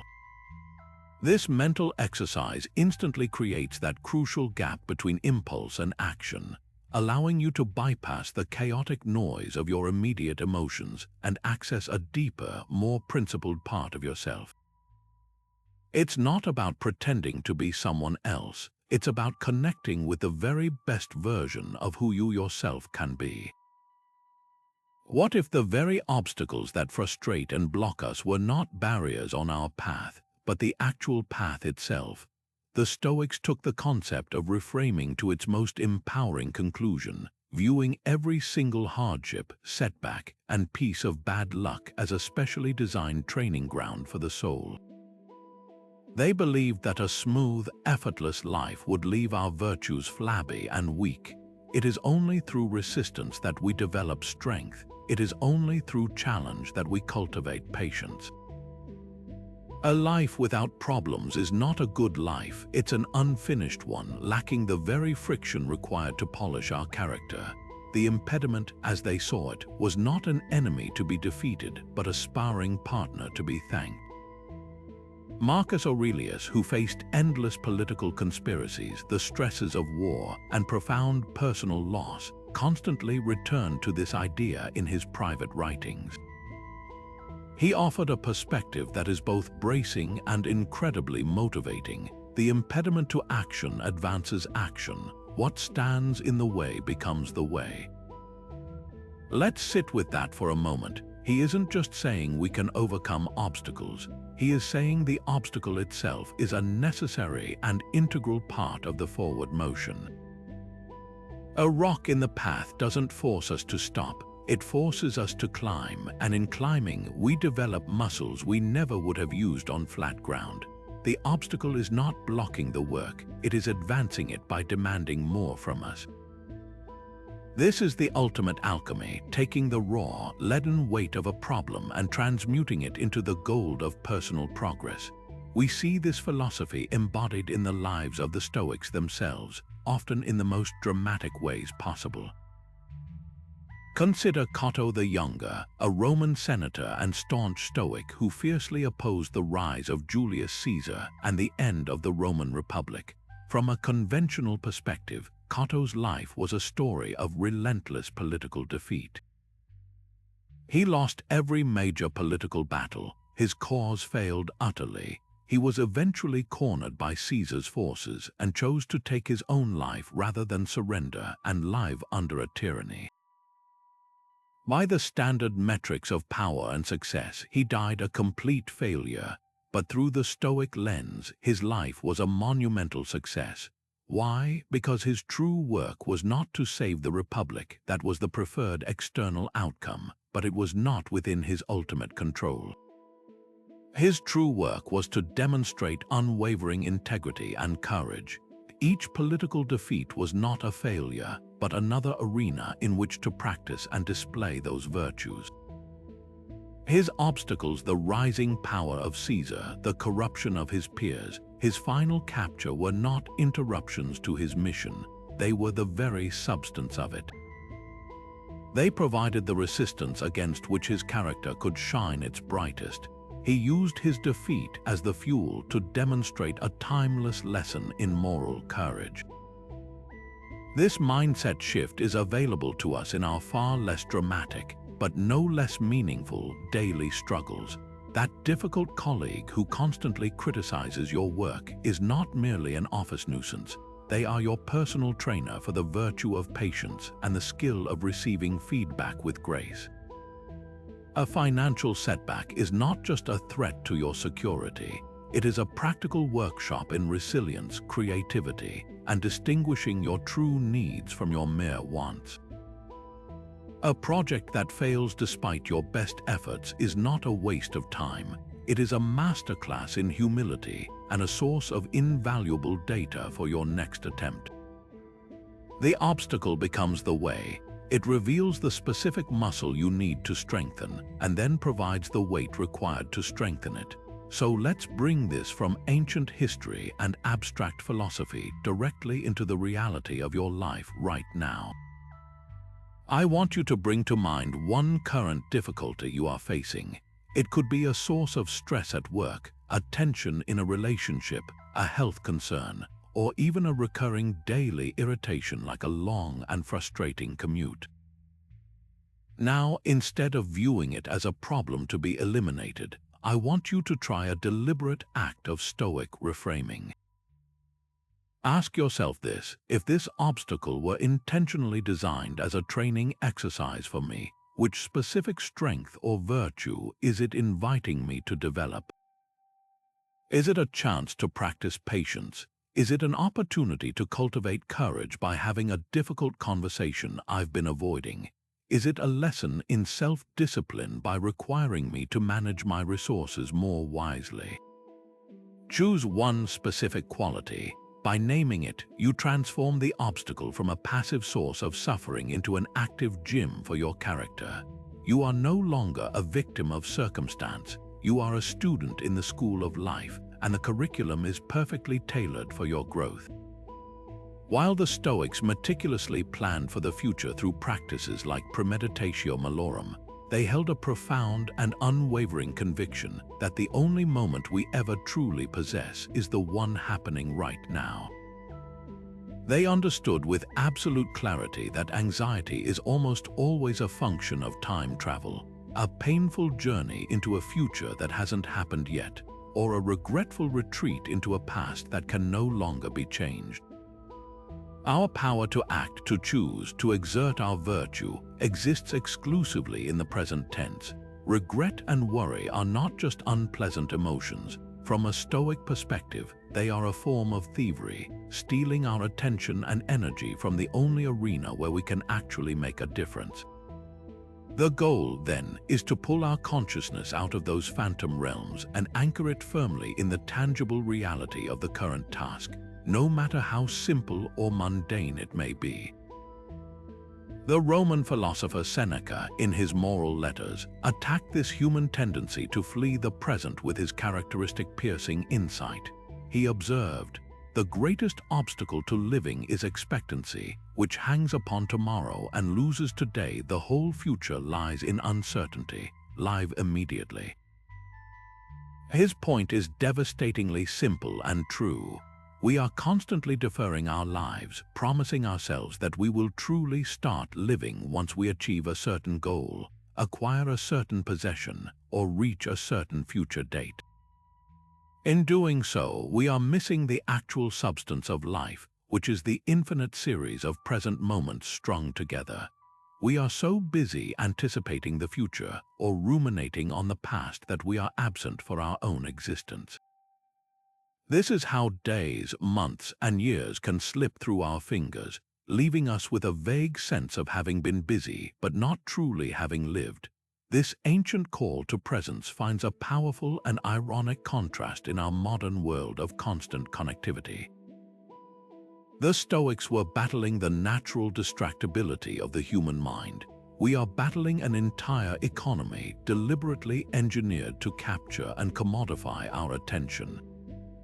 Where a Roman philosopher might have had his focus pulled by the chatter of the forum or the worries of political life, we are pulled in 1,000 directions at once by the pings and notifications from our pockets. Social media platforms are not designed to connect us to the present. They are designed to transport us into a curated past of others' highlights or a future of endless scrolling anticipation. The endless stream of news cycles ushers us from one hypothetical crisis to the next. This digital environment actively trains us to be everywhere but here, making the Stoic discipline of present moment focus not just a philosophical exercise, but a necessary act of mental self-defense. The practice itself is deceptively simple, yet its effects can be profound. It's about choosing to do one thing at a time and to do it with your full attention.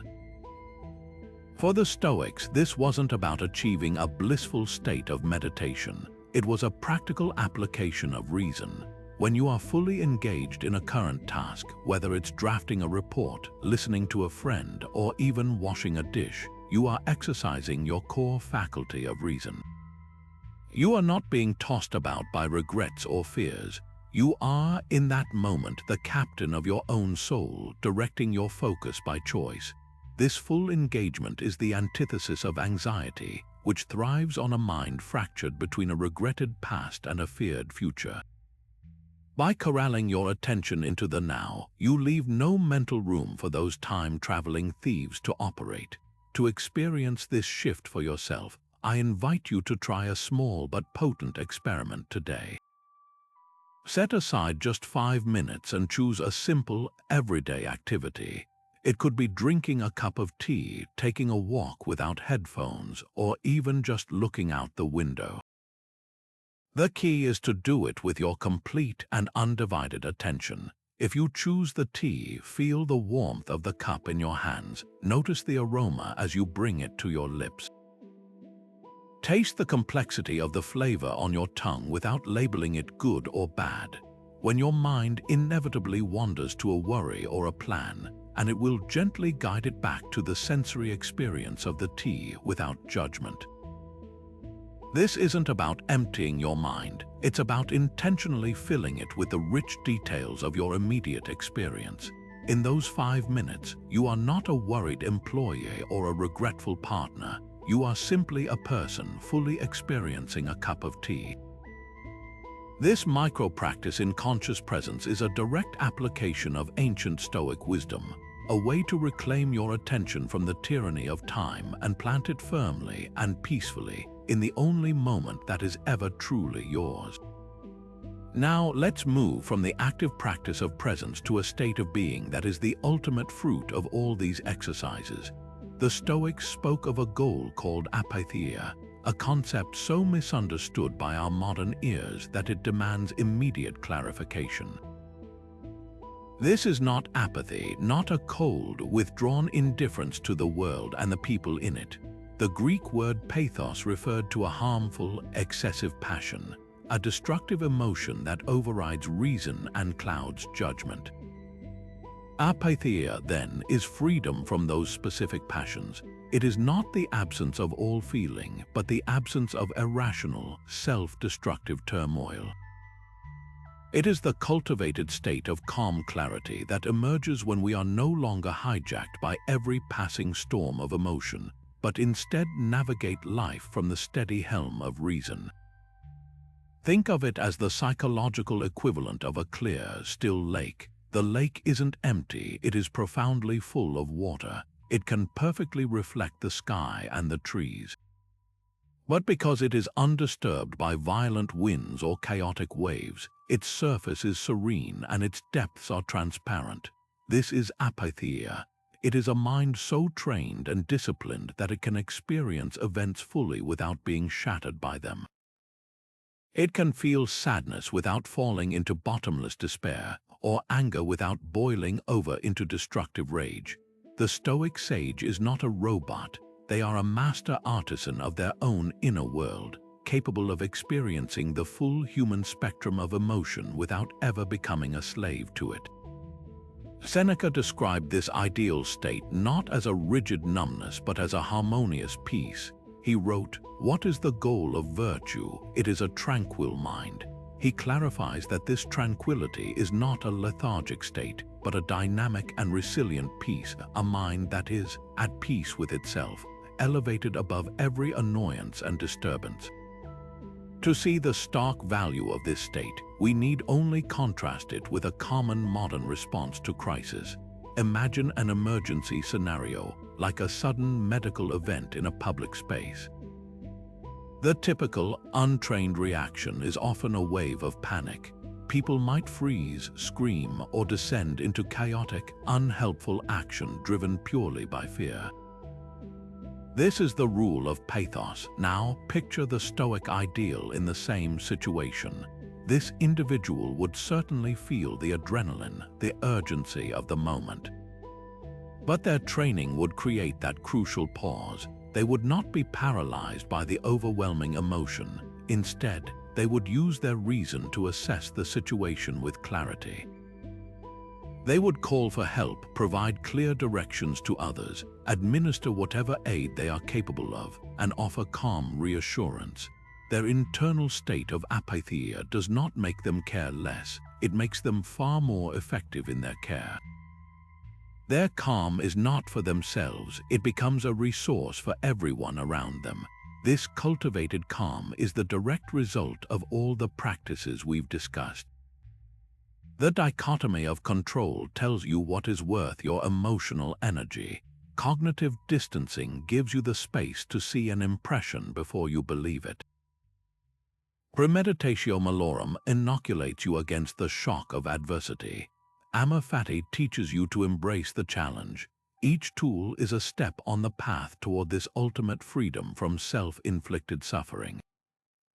Apatheia is the destination where these efforts converge, a mind that has achieved a lasting stability because it has mastered its relationship with its own reactions. It understands that while we cannot choose every event, we can always choose our relationship to it, and in that choice lies our ultimate power and peace. To begin recognizing this state in your own life, I invite you to practice a simple moment of self-observation. Sometime in the next day, when you feel a strong, negative emotion beginning to rise, whether it's a flash of irritation in traffic, a surge of anxiety from a work email, or a wave of hurt from a comment, I want you to simply notice it. Don't try to suppress it or judge it, just pause and name it to yourself. This is anger, or this is anxiety. Then ask one gentle but powerful question, a question that is the very essence of the Stoic pursuit of reason. Is this emotional reaction reasonable? Is its intensity proportionate to the actual event, or has my own interpretation amplified it beyond what is useful? This single act of questioning is the first and most important step in cultivating your own apatheia. It is the moment you stop being the emotion and start being the conscious observer of the emotion. and in that subtle shift, you reclaim your freedom. Imagine for a moment building a fortress so strong that no external event, no criticism, no failure, no sudden misfortune could ever breach its walls to disturb the peace within. This is the powerful Stoic concept of the inner citadel, a term Marcus Aurelius used to describe the ultimate goal of Stoic practice, an inviolable self, a sanctuary of the mind built on such a firm foundation of reason and virtue that the chaos of the outside world simply cannot penetrate it. He envisioned the mind as this impregnable fortress, writing, "People look for retreats for themselves in the country, by the coast, or in the hills, but this is altogether unphilosophical when you can at any moment retreat into yourself. For nowhere can one find a more peaceful and less crowded retreat than in one's own soul, so constantly give yourself this retreat and be renewed." His insight was revolutionary. You don't need to escape to a remote cabin to find peace. You carry the blueprint for the ultimate sanctuary within your own consciousness, waiting to be constructed. Building this inner stronghold isn't about building walls to hide from life. It's about fortifying your core self so that you can engage with life more fully, more courageously, and with far less fear. The bricks and mortar of this citadel are your deepest values, your reasoned judgments, and your practiced virtues. Every time you use the dichotomy of control to focus on your actions rather than an outcome, you are adding a stone to the wall.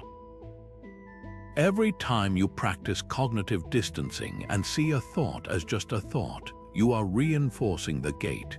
This is a resilience that doesn't come from positive thinking or ignoring problems, but from the unshakable knowledge that no matter what happens outside, you have cultivated the inner resources to handle it with wisdom and integrity. Your worth and your peace are no longer contingent on the fickle winds of external circumstance. They are rooted in the bedrock of your own character. We can see a powerful modern echo of this ancient practice in the intense mental resilience training undertaken by elite athletes and special forces operatives. These individuals are put under immense physical and psychological pressure, not to break them, but to force them to discover and rely on an inner core of strength they didn't know they possessed. They are taught that while they cannot control the opponent, the weather, or the mission parameters, they can always control their focus, their breathing, and their next move. They learn to retreat into a calm, tactical center of awareness amidst the chaos, making clear decisions where others might panic. This is the inner citadel in action, not as a philosophical abstraction, but as a practical, trainable psychological state that allows for peak performance under extreme pressure. The Stoics were doing the same thing, but for the everyday battles of ordinary life. The true power of this concept is that it makes you the author of your own security. You stop looking for stability in things that can be taken away. A certain job, a specific relationship, a particular state of physical health, and you start building it within the one thing that is always yours, your faculty of choice. To start this construction project in your own life, I want you to identify one core value that you want to form the foundation of your own inner citadel. What is a principle so fundamental to who you are that you would never compromise on it, even under pressure? Perhaps it is integrity, always choosing honesty even when it's inconvenient. Maybe it is compassion, striving to meet others with understanding rather than judgment. It could be courage, the willingness to act according to your convictions despite feeling fear. Choose just one. This value becomes your personal anchor, the unwavering reference point you can always return to when external storms threaten to disorient you. Whenever you feel shaken by events, you can ask yourself, am I still acting in alignment with my anchor? That simple question is the key to the door of your fortress, a reminder that your peace was never out there to be found, but in here to be built.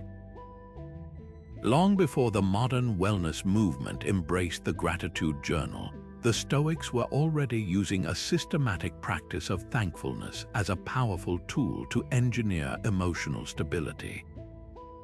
They understood a fundamental quirk of the human mind. We possess a natural negativity bias, a tendency to focus on what's wrong, what's missing, or what could threaten us. This instinct served our ancestors well on the savannah, but in the relative safety of modern life, it can become a source of constant, low-grade anxiety and dissatisfaction. The Stoic practice of gratitude was their deliberate countermeasure to this innate bias, a conscious rewiring of attention away from lack and toward the abundant good that already exists in our lives, no matter our circumstances. This wasn't about naive positivity or ignoring life's very real difficulties. It was a rational exercise in perspective. By regularly acknowledging what is good, true, and beautiful, we actively combat the mind's tendency to magnify problems and minimize blessings. This shift in focus doesn't make challenges disappear, but it does prevent them from dominating our entire emotional landscape. It fosters a deep and enduring sense of stability because it grounds us in what we have, rather than agitating us with what we don't. It is the mental equivalent of a trader who, instead of lamenting the one stock that fell, takes regular inventory of his entire, thriving portfolio. This practice builds a resilient foundation of contentment that external events cannot easily shake. Marcus Aurelius, an emperor who commanded legions and managed an empire, consistently practiced this himself. In the midst of his immense responsibilities and personal struggles, he would pause to catalogue the simplest gifts. He wrote in his meditations, "When you arise in the morning, think of what a precious privilege it is to be alive, to breathe, to think, to enjoy, to love." He wasn't offering a fluffy platitude. He was performing a cognitive exercise. He was reminding himself that the most fundamental elements of existence consciousness, the functioning of his body, the love of his family, were not guaranteed entitlements but miraculous gifts to be acknowledged each day. This daily practice was his anchor, a way to ensure that the weight of his crown did not crush his capacity for simple wonder. We can see a direct line from this ancient Stoic habit to a very popular modern practice, the gratitude journal. The core mechanism is identical. The ancient Stoic might have mentally listed his blessings or perhaps even written them down as part of his evening reflection. Just as many people today write down 3 to 5 things they are grateful for each night.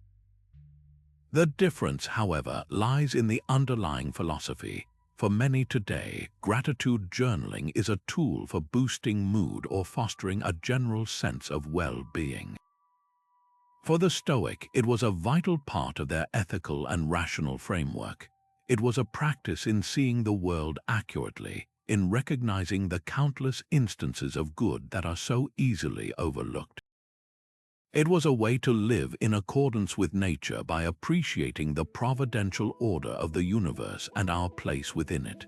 The power of this practice lies in its radical simplicity and its profound impact on our perception.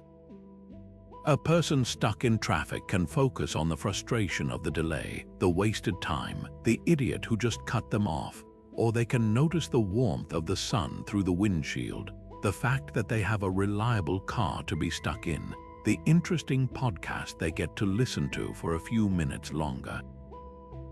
The objective circumstance is identical, but the subjective experience is worlds apart. The Stoic chooses the latter view not as a form of denial, but as a form of empowerment. They are choosing where to direct their precious attention, and in doing so, they are choosing their emotional reality. To experience this subtle but transformative shift for yourself, I invite you to try a small, concrete exercise rooted in this ancient wisdom. Before you finish your day, take just 1 minute. Grab a piece of paper, open a note on your phone, or simply pause and mentally note 3 things you are genuinely grateful for from the past 24 hours. The key is that they can be, and perhaps should be, remarkably minor: the taste of your morning coffee, the comfortable feeling of your bed, a moment of shared laughter with a coworker, the reliable warmth of your home, the fact that your body carried you through the day without complaint. By noticing these tiny, everyday miracles, you are not ignoring life's bigger challenges. You are simply putting them in their proper context, surrounded by a sea of good. This act of focused appreciation is a direct application of Stoic engineering, a practical tool to build a more stable, content, and resilient mind, one small blessing at a time.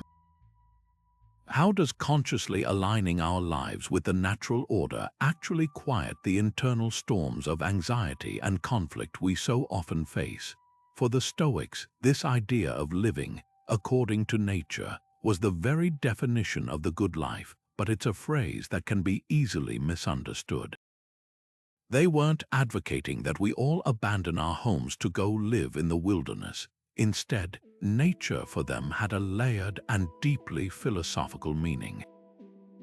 First, it referred to the cosmic nature of the universe itself, a rational, ordered, and interconnected system that operates by dependable laws. Second, and most importantly for our daily lives, it meant our own human nature. And what is the defining characteristic of human nature? Our capacity for reason. To live according to nature, therefore, is to live a life guided by rational thought and virtuous action, because that is what we are designed by nature to do. It also means to recognize our fundamental role as social creatures made for cooperation and community. The internal conflict we feel, the Stoics argued, arises precisely when we act against this nature, when we let irrational fears override our reason, or when we prioritize selfish gain over the common good.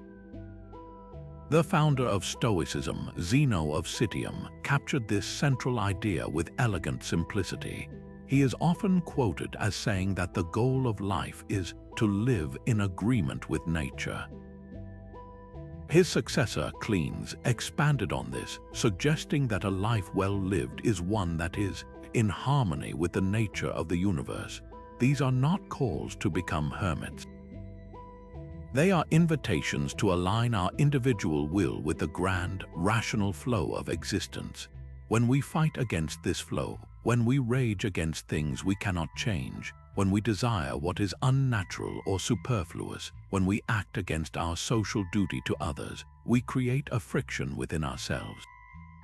It is the friction of a gear trying to turn against the machinery it's a part of.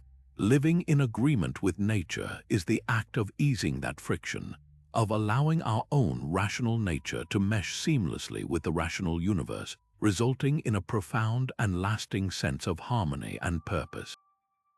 This ancient philosophy finds a powerful and timely resonance in a modern movement known as Eco-Stoicism.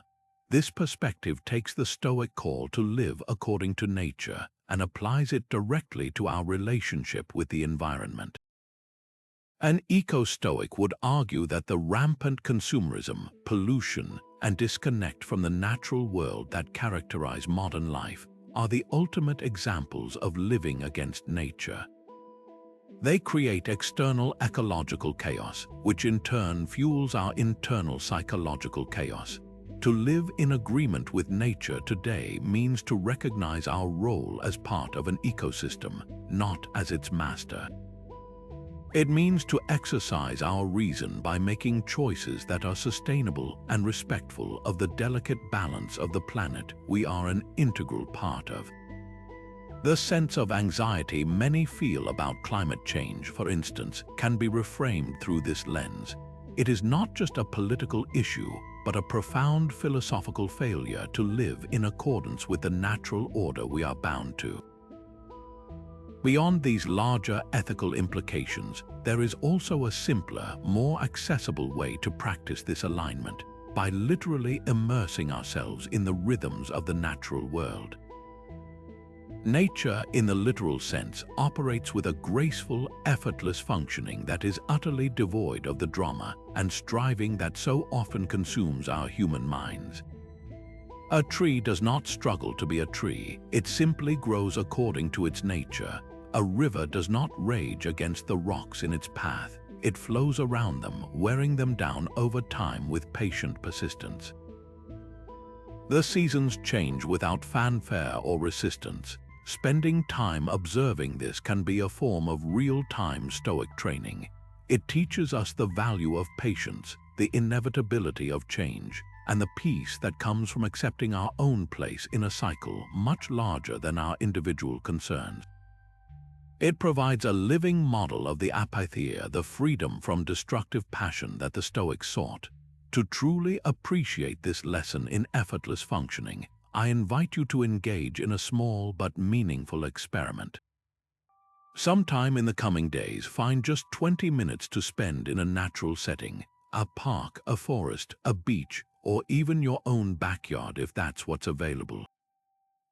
Your only task is to sit quietly and observe. Don't try to force anything or achieve a particular state of mind. Simply watch. Notice how the leaves on a tree respond to the wind without resistance. Watch how the clouds move across the sky, forming and dissolving without any apparent effort.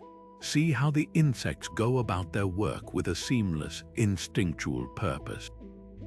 Try to quiet your own internal narrative and just witness the calm, persistent, and uncomplicated operation of the world around you.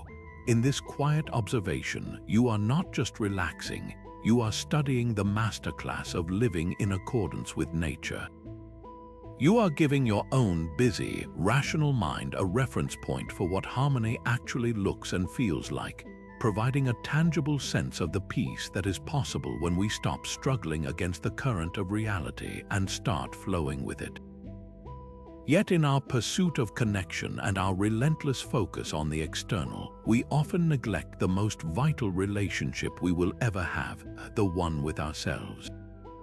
The Stoics understood that a mind constantly bombarded by the outside world has no space to hear its own voice, which is why they placed immense value on the deliberate practice of silence and solitude. They saw these not as punishments or signs of antisocial behavior, but as essential forms of mental hygiene, a necessary retreat from the noise to fortify the inner citadel. In a world that often equates busyness with importance and constant connectivity with value, the Stoic commitment to quiet time was a radical act of reclaiming one's own mental sovereignty. Seneca, in his letters, lamented the way people would fill every moment with external distraction, fearing the encounter with their own undistracted minds. He observed, "Nothing is more damaging to the character than to be in a public gathering, because by doing so we necessarily either fall into our old vices or we acquire new ones." His concern wasn't with society itself, but with its relentless, unchosen influence. The noise of the world, he warned against, wasn't just audible noise. It was the cacophony of others' opinions, societal pressures, and the endless stream of trivial information that shapes our desires and fears without our conscious consent. Solitude was the Stoics' filter, the practice of stepping away from that collective chorus to rediscover and reinforce their own values, judgments, and reason, the very core of their self-reliance. We can see this principle in action when we picture an ancient philosopher like Marcus Aurelius. Despite being the most powerful man on earth, responsible for the constant demands of an empire, he consistently withdrew into the silence of his own mind to write his meditations. These writings were not for publication. They were his private dialogue with himself, his way of checking his judgments against the standard of his Stoic principles, away from the flattery of courtiers and the alarms of messengers. His study was his place of mental purification, where he could strip away the external titles of emperor and reconnect with his fundamental nature as a rational human being. This self-sufficiency wasn't about arrogance. It was about ensuring that his actions in the world sprang from a deep, internal well of virtue, not from the reactive pressures of his environment. This ancient practice finds a striking parallel in a very modern phenomenon, the digital detox retreat. In our current age, the noise of the world that Seneca described has been amplified 1,000-fold by the devices in our pockets. The constant pings of notifications, the endless scroll of social media, and the pressure to be perpetually available create a state of continuous partial attention that fractures our focus and drains our mental energy. The growing popularity of retreats where people voluntarily surrender their phones and laptops to spend days in silence is a testament to a deep, collective yearning for the very clarity the Stoics prescribed. Participants in these retreats often report an initial anxiety, a withdrawal from the dopamine hits of external validation, followed by a gradual settling into a profound sense of peace and self-awareness. They are, in effect, practicing a modern form of Stoic solitude, forcibly reducing external influences to remember who they are beneath the layers of digital identity. The ultimate goal of this practice is not to become a hermit, but to build a self that is so secure and self-reliant that it can engage with the world without being consumed by it. It is the difference between a cup that is constantly filled and emptied by the opinions of others and a deep, steady well that can draw upon its own resources. By regularly retreating into silence, we strengthen our ability to be our own source of validation, our own guide, and our own comfort.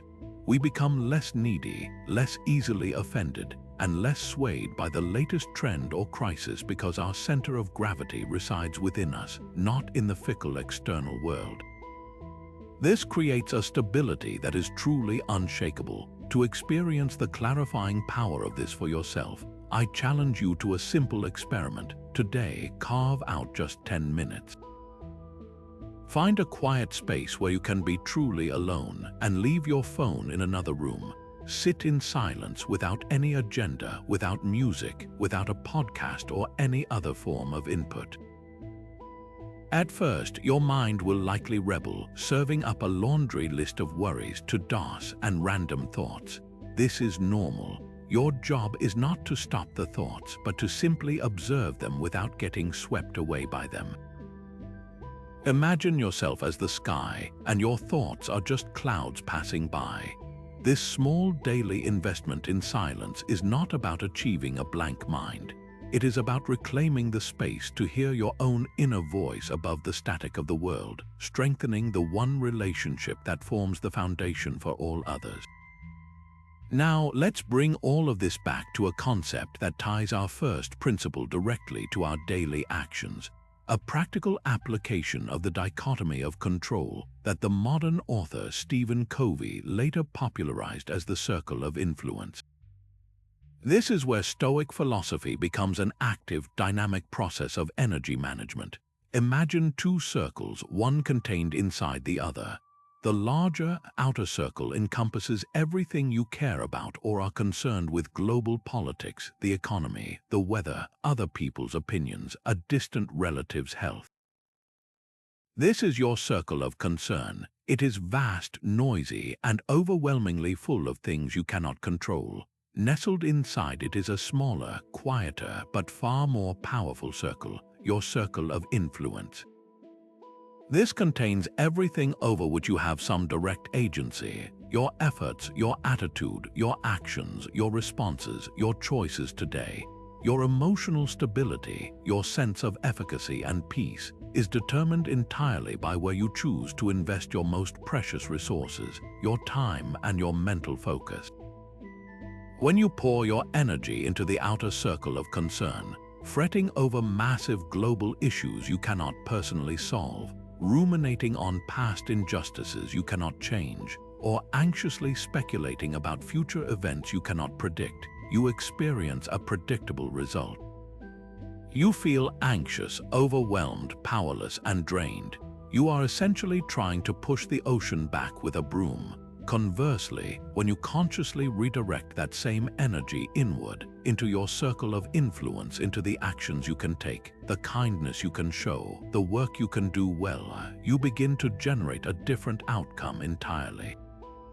You feel focused, effective, and strangely empowered. Your efforts, however small, produce tangible results, which in turn expands your circle of influence, making it a little larger and a little stronger. This brings us back to Epictetus, who framed this same idea with his characteristic no-nonsense clarity. He advised, never depend on the admiration of others. There is no strength in it. Personal merit cannot be derived from an external source. It is not to be found in your personal associations, nor can it be found in the regard of other people. It is a fact of life that other people, even people who love you, will not necessarily agree with your ideas, understand you, or share your enthusiasms. So who is left to admire you? Just you. While this is a broader comment on self-worth, its application to our circles is direct. The strength and merit we seek come from acting within our own sphere, from tending to our own deeds with excellence, not from desperately trying to manage the perceptions and actions of the wider world. We can see this principle play out in two very different approaches to creating change. Consider two people deeply concerned about environmental health. The first person spends hours each day scrolling through devastating news about melting ice caps, rainforest destruction, and pollution in oceans on the other side of the world. They feel a crushing sense of despair and futility. Their circle of concern is enormous, and their inaction leaves them feeling hopeless. The second person is equally concerned, but they focus their energy within their circle of influence. They might start by committing to never use single-use plastic bottles again. They could organize a local park clean up with a few friends. They might write a thoughtful letter to a local business encouraging them to adopt more sustainable practices. Their circle is smaller, but their actions within it are direct, meaningful, and impactful. They don't control the global situation, but they are actively shaping their immediate environment. They are an agent of change, not a victim of circumstance. Which person do you think experiences more emotional stability and a greater sense of purpose? This is the profound twist on the dichotomy of control. It's not about ignoring the big problems of the world. It's about addressing them in the only way that is both effective and sustainable, by starting with what is right in front of you. Global change is not a single, monolithic event. It is the cumulative result of countless local actions, of millions of people tending diligently to their own circles of influence. Your peace and your power are found not in the grand gesture you cannot make, but in the small, right action that you can. To make this tangible, I want you to try a brief but powerful exercise. Take a moment, and if you have a pen and paper, actually draw these two circles. In the large outer circle, quickly jot down a few of the big, weighty concerns that have been occupying your mind lately, things like climate change, political division, a family member's life choices, the future of your industry. Now draw the smaller circle inside it. In this inner circle, list the things you can actually do something about today. This could be as simple as cooking a healthy meal for yourself, taking a walk to clear your head, completing a work task with full attention, having a calm and honest conversation with someone, or making a mindful purchase that aligns with your values. The moment you physically see this, the shift becomes clear. Your energy has a clear destination. Your focus has a home. Now, from that inner circle, choose just one thing. Just one actionable item you can commit to today. This act of focused intention is the very essence of Stoic engineering. It is the deliberate, rational choice to invest your life where it can actually yield a return, building a stability that is crafted not from the world's approval, but from your own purposeful action. So as we've journeyed through these timeless Stoic practices, from the foundational act of discerning what is within our control to the profound art of cognitive reframing, from anchoring our worth in virtue rather than externals to the liberating power of present moment engagement, it becomes stunningly clear. These were not merely philosophical ideas. They were a sophisticated system of mental engineering, meticulously designed for one purpose: to construct an unshakable inner citadel of peace long before the first psychology textbook was ever written. The Stoics understood that emotional stability isn't a gift bestowed by fortunate circumstances. It is a skill built through deliberate, daily practice. It is the result of how we choose to see the world and where we choose to place our value. Seneca, in a less famous but piercingly insightful line from his letters, captured this self-made nature of tranquility perfectly. A person's peace of mind does not come from outside him. It must be sought within. Unless we have found peace inside ourselves, it is useless to look for it elsewhere. That is the core of the entire Stoic project. Your peace is not found, it is built. It is not received, it is crafted. And the beautiful part is that you don't need to master all of these tools at once. In fact, the pursuit of perfection is itself a form of resistance to the present moment. The Stoics were far more interested in progress. So as we conclude, I want to extend a simple, practical invitation. Look back over these principles we've discussed. Which one resonated with you most deeply? Was it the clarifying power of the dichotomy of control, helping you sort your worries into actionable and acceptable? Was it the mental space created by cognitive distancing, allowing you to see your thoughts as suggestions rather than commands? Perhaps it was the radical reorientation of Amor, Fati, learning to love your fate and see obstacles as fuel. Don't feel you have to adopt them all. Choose just one practice to explore for the next week. Carry it with you. Test it in the small moments of friction throughout your day. See how it changes your response to a traffic jam, a critical comment, or a personal disappointment. This is how the architecture of resilience is built, not with grand, sweeping gestures, but with a steady, brick-by-brick application of wisdom in everyday life. If you found this exploration of ancient wisdom valuable, consider subscribing to the channel. We delve into practical philosophies from history, translating them into tools you can use to navigate modern life with more clarity, purpose, and calm. And I am genuinely curious to hear from you. Let me know in the comments below, which one Stoic principle from today's discussion do you think will have the biggest impact on your life? Your journey toward emotional stability is just that, a journey, and every journey begins with a single, intentional step. Thank you for